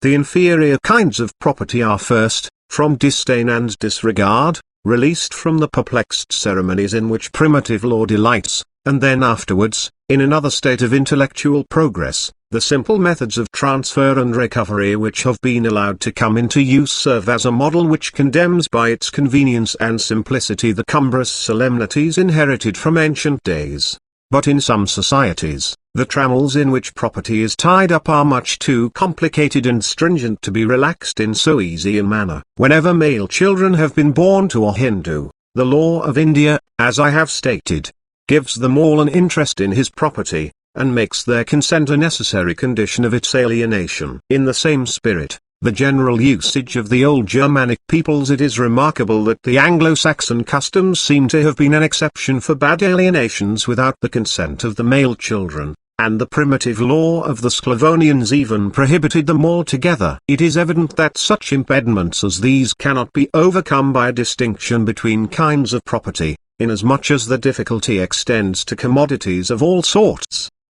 And accordingly, ancient law, when once launched on a course of improvement, encounters them with a distinction of another character, a distinction classifying property, not according to its nature but according to its origin. In India, where there are traces of both systems of classification, the one which we are considering is exemplified in the difference which Hindu law establishes between inheritances and acquisitions. The inherited property of the father is shared by the children as soon as they are born, but according to the custom of most provinces, the acquisitions made by him during his lifetime are wholly his own, and can be transferred by him at pleasure. A similar distinction was not unknown to Roman law, in which the earliest innovation on the parental powers took the form of a permission given to the son to keep for himself whatever he might have acquired in military service. But the most extensive use ever made of this mode of classification appears to have been among the Germans. I have repeatedly stated that the eldity, though not inalienable, was commonly transferable with the greatest difficulty, and moreover, it descended exclusively to the agnatic kindred. Hence an extraordinary variety of distinctions came to be recognized, all intended to diminish the inconveniences inseparable from allodial property. The Weigeld, for example, or composition for the homicide of a relative, which occupies so large a space in German jurisprudence, formed no part of the family domain, and descended according to rules of succession altogether different. Similarly, the bussy or fine leviable on the remarriage of a widow, did not enter into the allot of the person to whom it was paid, and followed a line of devolution in which the privileges of the agnates were neglected. The law, too, as among the Hindus, distinguished the acquisitions of the chief of the household from his inherited property, and permitted him to deal with them under much more liberal conditions. Classifications of the other sort were also admitted, and the familiar distinction drawn between land and movables, but movable property was divided into several subordinate categories, to each of which different rules applied. This exuberance of classification, which may strike us as strange in so rude a people as the German conquerors of the empire, is doubtless to be explained by the presence in their systems of a considerable element of Roman law, absorbed by them during their long sojourn on the confines of the Roman dominion. It is not difficult to trace a great number of the rules governing the transfer and devolution of the commodities which lay outside the allot, to their source in Roman jurisprudence, from which they were probably borrowed at widely distant epochs, and in fragmentary importations. How far the obstacles to the free circulation of property were surmounted by such contrivances, we have not the means even of conjecturing, for the distinctions adverted to have no modern history. As I before explained, the allodial format property was entirely lost in the feudal, and when the consolidation of feudalism was once completed, there was practically but one distinction left standing of all those which had been known to the Western world, the distinction between land and goods. immovables and movables. Externally this distinction was the same with that which Roman law had finally accepted, but the law of the Middle Ages differed from that of Rome in distinctly considering immovable property to be more dignified than movable. Yet this one sample is enough to show the importance of the class of expedients to which it belongs. In all the countries governed by systems based on the French codes, that is, through much the greatest part of the continent of Europe, the law of movables, which was always Roman law, has superseded and annulled the feudal law of land. England is the only country of importance in which this transmutation, though it has gone some way, is not nearly accomplished. Our own, too, it may be added, is the only considerable European country in which the separation of movables from immovables has been somewhat disturbed by the same influences which caused the ancient classifications to depart from the only one which is countenanced by nature. In the main, the English distinction has been between land and goods, but a certain class of goods have gone as heirlooms with the land, and a certain description of interests in land have from historical causes been ranked with personality. This is not the only instance in which English jurisprudence, standing apart from the main current of legal modification, has reproduced phenomena of archaic law. I proceed to notice one or two more contrivances by which the ancient trammels of proprietary right were more or less successfully relaxed, premising that the scheme of this treatise only permits me to mention those which are of great antiquity. On one of them in particular it is necessary to dwell for a moment or two, because persons unacquainted with the early history of law will not be easily persuaded that a principle, of which modern jurisprudence has very slowly and with the greatest difficulty obtained the recognition, was really familiar to the very infancy of legal science. There is no principle in all law which the moderns, in spite of its beneficial character, have been so loath to adopt and to carry to its legitimate consequences as that which was known to the Romans as usucapion, and which has descended to modern jurisprudence under the name of prescription. It was a positive rule of the oldest Roman law, a rule older than the 12 tables, that commodities which had been uninterruptedly possessed for a certain period became the property of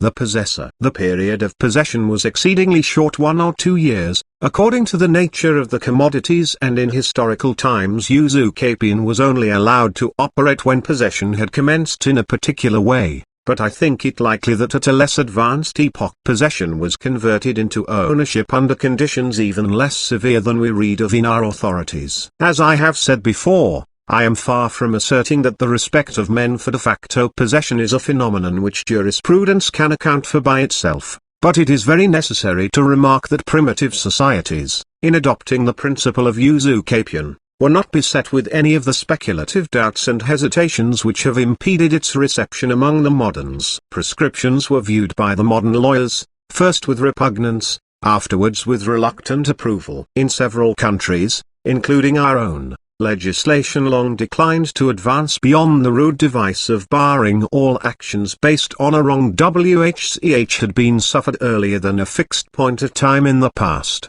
generally the first year of some preceding reign. Nor was it till the Middle Ages had finally closed, and James I had ascended the throne of England, that we obtained a true statute of limitation of a very imperfect kind. This tardiness in copying one of the most famous chapters of Roman law, which was no doubt constantly read by the majority of European lawyers, the modern world owes to the influence of the canon law. The ecclesiastical customs out of which the canon law grew, concerned as they were with sacred or quasi-sacred interests, very naturally regarded the privileges which they conferred as incapable of being lost through disuse however prolonged, and in accordance with this view, the spiritual jurisprudence, when afterwards consolidated, was distinguished by a marked leaning against prescriptions. It was the fate of the canon law, when held up by the clerical lawyers as a pattern to secular legislation, to have a peculiar influence on first principles. It gave to the bodies of custom which were formed throughout Europe far fewer express rules than did the Roman law,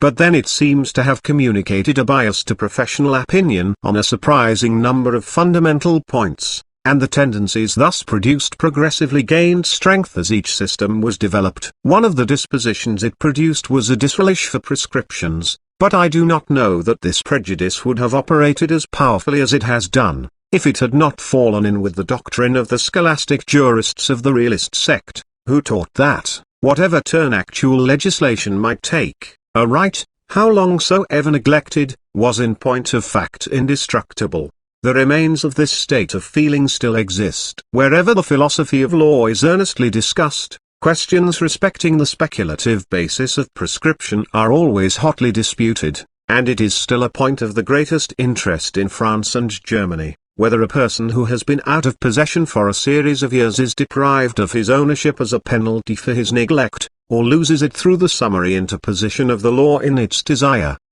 to have a finis litium. But no such scruples troubled the mind of early Roman society. Their ancient usages directly took away the ownership of everybody who had been out of possession, under certain circumstances, during 1 or 2 years. What was the exact tenor of the rule of usucapion in its earliest shape, it is not easy to say, but, taken with the limitations which we find attending it in the books, it was a most useful security against the mischiefs of a too cumbrous system of conveyance. In order to have the benefit of usucapion, it was necessary that the adverse possession should have begun in good faith, that is, with belief on the part of the possessor that he was lawfully acquiring the property, and it was further required that the commodity should have been transferred to him by some mode of alienation which, however unequal to conferring a complete title in the particular case, was at least recognized by the law. In the case therefore of emancipation, however slovenly the performance might have been, yet if it had been carried so far as to involve a tradition or delivery,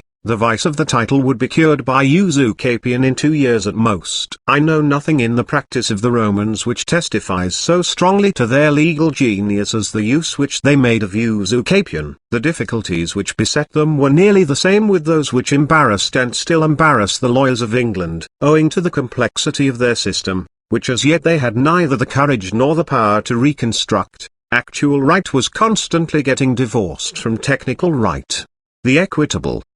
ownership from the legal. But usucapion, as manipulated by the jurisconsults, supplied a self-acting machinery, by which the defects of titles to property were always in course of being cured, and by which the ownerships that were temporarily separated were again rapidly cemented together with the briefest possible delay. Usucapion did not lose its advantages till the reforms of Justinian. But as soon as law and equity had been completely fused, and when emancipation ceased to be the Roman conveyance, there was no further necessity for the ancient contrivance, and usucapion, with its periods of time considerably lengthened, became the prescription which has at length been adopted by nearly all systems of modern law. I pass by with brief mention another expedient having the same object with the last, which, though it did not immediately make its appearance in English legal history, was of immemorial antiquity in Roman law. Such indeed is its apparent age that some German civilians, not sufficiently aware of the light thrown on the subject by the analogies of English law, have thought it even older than emancipation. I speak of plus cessio in jury, a collusive recovery, in a court of law, of property sought to be conveyed. The plaintiff claimed the subject of this proceeding with the ordinary forms of a litigation, the defendant made default, and the commodity was of course adjudged to the plaintiff. One need scarcely remind the English lawyer that this expedient suggested itself to our forefathers, and produced those famous fines and recoveries,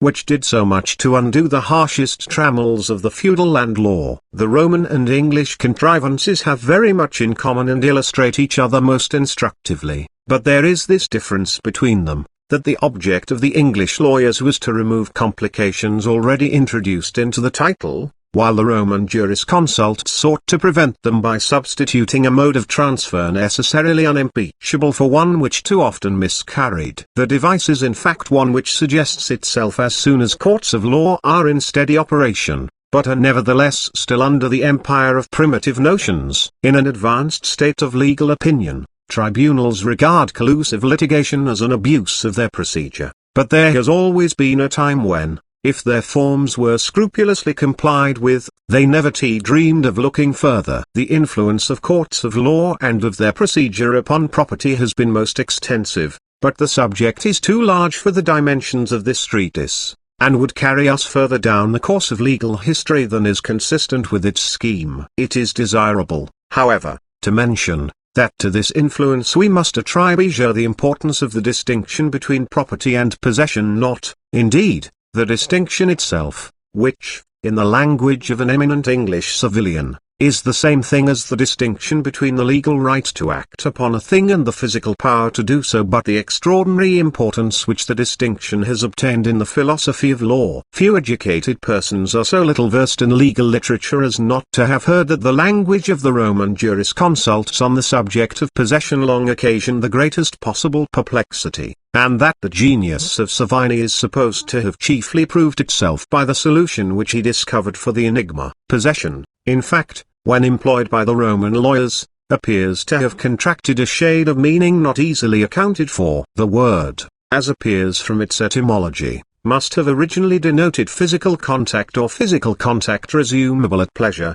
but as actually used, without any qualifying epithet, it signifies not simply physical detention, but physical detention coupled with the intention to hold the thing detained as one's own. Savini, following Niebuhr, perceived that for this anomaly there could only be a historical origin. He pointed out that the patrician burghers of Rome, who had become tenants of the greatest part of the public domain at nominal rents, were, in the view of the old Roman law, mere possessors, but then they were possessors intending to keep their land against all comers. They, in truth, put forward a claim almost identical with that which has recently been advanced in England by the lessees of church lands. Admitting that in theory they were the tenants at will of the state, they contended that time and undisturbed enjoyment had ripened their holding into a species of ownership, and that it would be unjust to eject them for the purpose of redistributing the domain. The association of this claim with the patrician tenancies permanently influenced the sense of possession. Meanwhile, the only legal remedies of which the tenants could avail themselves, if ejected or threatened with disturbance,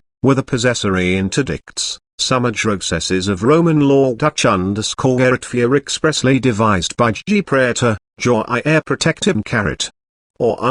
else, according to another theory, had in olden times been employed for the provisional maintenance of possessions pending the settlement out questions of legal right. It can therefore, to be understood that everybody who possessed property as his own had the power of demanding the interdicts, and, by a system of highly artificial pleading, the interdictal process was molded into a shape fitted for the trial of conflicting claims to a disputed possession. Then commenced a movement which, as Mr. John Austin pointed out, exactly reproduced itself in English law. Proprietors, domini, began to prefer the simpler forms or speedier course of the interdict to the lagging and intricate formalities of the real action, and for the purpose of availing themselves of the possessory remedy fell back upon the possession which was supposed to be involved in their proprietorship. The liberty conceded to persons who were not true possessors, but owners, to vindicate their rights by possessory remedies, though it may have been at first a boon,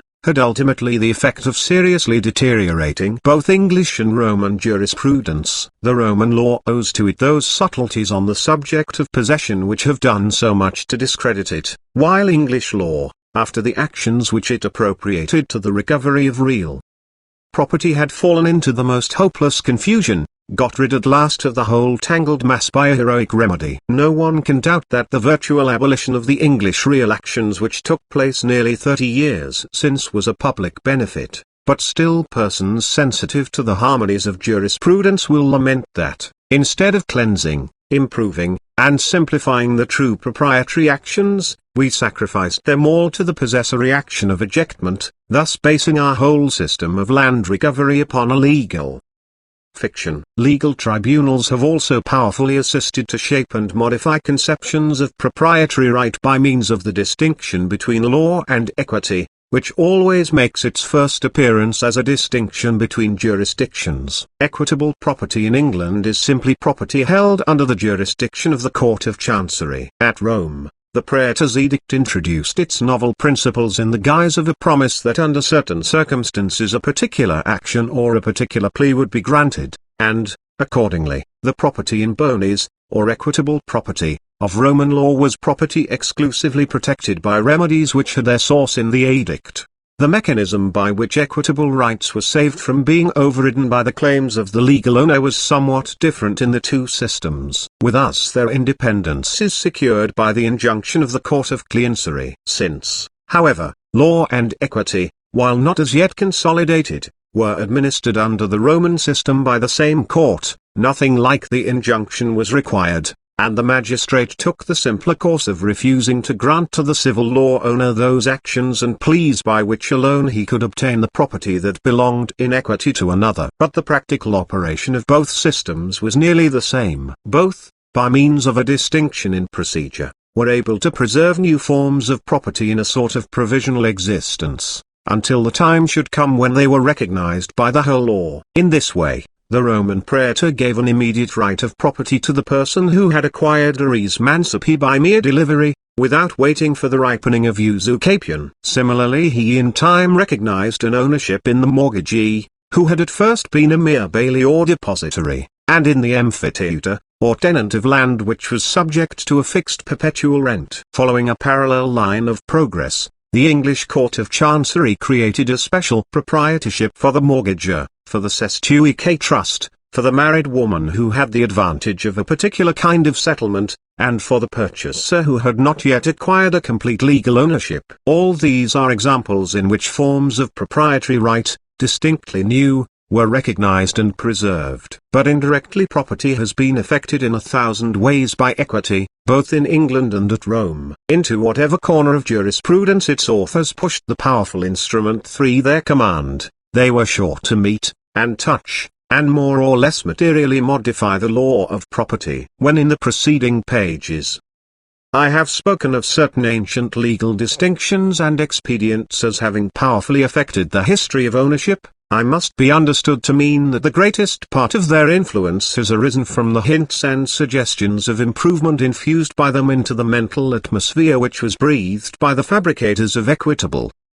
systems. But to describe the influence of equity on ownership would be to write its history down to our own days. I have alluded to it principally because several esteemed contemporary writers have thought that in the Roman severance of equitable from legal property we have the clue to that difference in the conception of ownership, which apparently distinguishes the law of the Middle Ages from the law of the Roman Empire. The leading characteristic of the feudal conception is its recognition of a double proprietorship, the superior ownership of the lord of the fief coexisting with the inferior property or estate of the tenant. Now, this duplication of proprietary right looks, it is urged, extremely like a generalized form of the Roman distribution of rights over property into quiritarian or legal, and, to use a word of late origin, bonitarian or equitable. Gaius himself observes upon the splitting of dominion into two parts as a singularity of Roman law, and expressly contrasts it with the entire or allodial ownership to which other nations were accustomed. Justinian, it is true, reconsolidated dominion into one, but then it was the partially reformed system of the Western Empire, and not Justinian's jurisprudence, with which the barbarians were in contact during so many centuries. While they remained poised on the edge of the empire, it may well be that they learned this distinction, which afterwards bore remarkable fruit. In favor of this theory, it must at all events be admitted that the element of Roman law in the various bodies of barbarian custom has been very imperfectly examined. The erroneous or insufficient theories which have served to explain feudalism resemble each other in their tendency to draw off attention from this particular ingredient in its texture. The older investigators, who have been mostly followed in this country, attached an exclusive importance to the circumstances of the turbulent period during which the feudal system grew to maturity, and in later times a new source of error has been added to those already existing, in that pride of nationality which has led German writers to exaggerate the completeness of the social fabric which their forefathers had built up before their appearance in the Roman world. One or two English inquirers who looked in the right quarter for the foundations of the feudal system, failed nevertheless to conduct their investigations to any satisfactory result, either from searching too exclusively for analogies in the compilations of Justinian, or from confining their attention to the compendia of Roman law which are found appended to some of the extant barbarian codes. But, if Roman jurisprudence had any influence on the barbarous societies, it had probably produced the greatest part of its effects before the legislation of Justinian, and before the preparation of these compendia. It was not the reformed and purified jurisprudence of Justinian, but the undigested system which prevailed in the Western Empire, and which the Eastern corpus juris never succeeded in displacing, that I conceive to have clothed with flesh and muscle the scanty skeleton of barbarous usage. The change must be supposed to have taken place before the Germanic tribes had distinctly appropriated, as conquerors, any portion of the Roman dominions, and therefore long before Germanic monarchs had ordered breviaries of Roman law to be drawn up for the use of their Roman subjects. The necessity for some such hypothesis will be felt by everybody who can appreciate the difference between archaic and developed law. Rude as are the leges barbarorum which remain to us, they are not rude enough to satisfy the theory of their purely barbarous origin, nor have we any reason for believing that we have received, in written records, more than a fraction of the fixed rules which were practiced among themselves by the members of the conquering tribes. If we can once persuade ourselves that a considerable element of debased Roman law already existed in the barbarian systems, we shall have done something to remove a grave difficulty. The German law of the conquerors and the Roman law of their subjects would not have combined if they had not possessed more affinity for each other than refined jurisprudence has usually for the customs of savages. It is extremely likely that the codes of the barbarians, archaic as they seem, are only a compound of true primitive usage with half understood Roman rules, and that it was the foreign ingredient which enabled them to coalesce with a Roman jurisprudence that had already receded somewhat from the comparative finish which it had acquired under the Western emperors. But, though all this must be allowed, there are several considerations which render it unlikely that the feudal form of ownership was directly suggested by the Roman duplication of domanial rights. The distinction between legal and equitable property strikes one as a subtlety little likely to be appreciated by barbarians, and, moreover, it can scarcely be understood unless courts of law are contemplated in regular operation. But the strongest reason against this theory is the existence in Roman law of a form of property, a creation of equity, it is true, which supplies a much simpler explanation of the transition from one set of ideas to the other. This is the emphyteusis, upon which the fief of the Middle Ages has often been fathered, though without much knowledge of the exact share which it had in bringing feudal ownership into the world. The truth is that the emphyteusis, not probably as yet known by its Greek designation, marks one stage in a current of ideas which led ultimately to feudalism. The first mention in Roman history of estates larger than could be farmed by a paterfamilias, with his household of sons and slaves, occurs when we come to the holdings of the Roman patricians. These great proprietors appear to have had no idea of any system of farming by free tenants. Their latifundia seem to have been universally cultivated by slave gangs, under bailiffs who were themselves slaves or freedmen, and the only organization attempted appears to have consisted in dividing the inferior slaves into small bodies, and making them the peculium of the better and trustier sort, who thus acquired a kind of interest in the efficiency of their labor. This system was, however, especially disadvantageous to one class of estated proprietors, the municipalities. Functionaries in Italy were changed with a rapidity which often surprises us in the administration of Rome herself, so that the superintendence of a large landed domain by an Italian corporation must have been excessively imperfect. Accordingly, we are told that with the municipalities began the practice of letting out agri vectigales, that is, of leasing land for a perpetuity to a free tenant, at a fixed rent, and under certain conditions. The plan was afterwards extensively imitated by individual proprietors, and the tenant, whose relation to the owner had originally been determined by his contract, was subsequently recognized by the praetor as having himself a qualified proprietorship, which in time became known as an emphyteusis. From this point the history of tenure parts into two branches. In the course of that long period during which our records of the Roman Empire are most incomplete, the slave gangs of the great Roman families became transformed into the coloni, whose origin and situation constitute one of the obscurest questions in all history. We may suspect that they were formed partly by the elevation of the slaves, and partly by the degradation of the free farmers, and that they prove the richer classes of the Roman Empire to have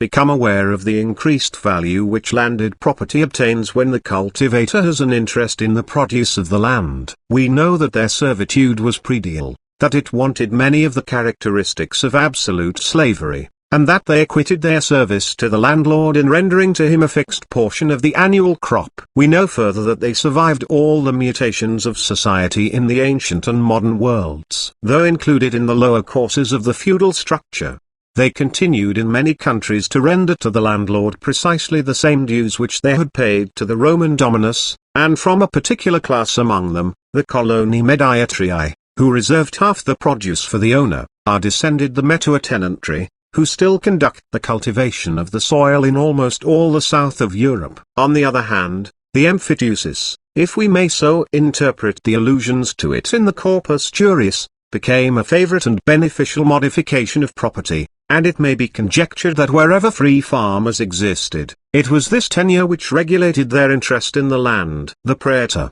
as has been said, treated the emphiteutor as a true proprietor. When ejected, he was allowed to reinstate himself by a real action, the distinctive badge of proprietary right, and he was protected from disturbance by the author of his lease so long as the canon, or quitrent, was punctually paid. But at the same time it must not be supposed that the ownership of the author of the lease was either extinct or dormant. It was kept alive by a power of re-entry on non-payment of the rent, a right of preemption in case of sale, and a certain control over the mode of cultivation. We have, therefore, in the emphiteusis a striking example of the double ownership which characterized feudal property, and one, moreover, which is much simpler and much more easily imitated than the juxtaposition of legal and equitable rights. The history of the Roman tenure does not end, however, at this point. We have clear evidence that between the great fortresses which, disposed along the line of the Rhine and Danube,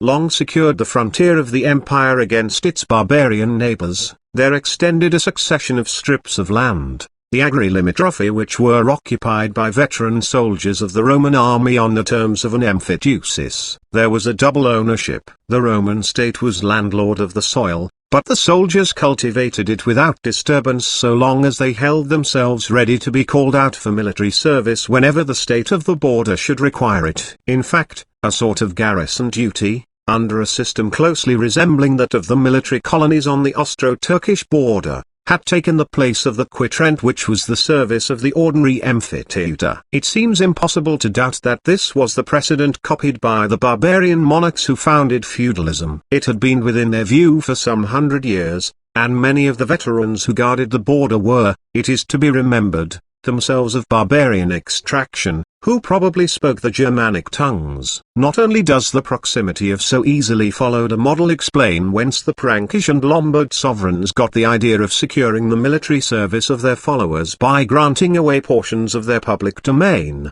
but it perhaps explains the tendency which immediately showed itself in the benefices to become hereditary, for an emphiteusis, though capable of being molded to the terms of the original contract, nevertheless descended as a general rule to the heirs of the grantee. It is true that the holder of a benefice, and more recently the lord of one of those fiefs into which the benefices were transformed, appears to have owed certain services which were not likely to have been rendered by the military colonist, and were certainly not rendered by the emphiteutor. The duty of respect and gratitude to the feudal superior, the obligation to assist in endowing his daughter and equipping his son, the liability to his guardianship in minority, and many other similar incidents of tenure, must have been literally borrowed from the relations of patron and freedman under Roman law, that is, of quondam master and quondam slave. But then it is known that the earliest beneficiaries were the personal companions of the sovereign, and it is indisputable that this position, brilliant as it seems, was at first attended by some shade of servile debasement. The person who ministered to the sovereign in his court had given up something of that absolute personal freedom which was the proudest privilege of the allodial proprietor.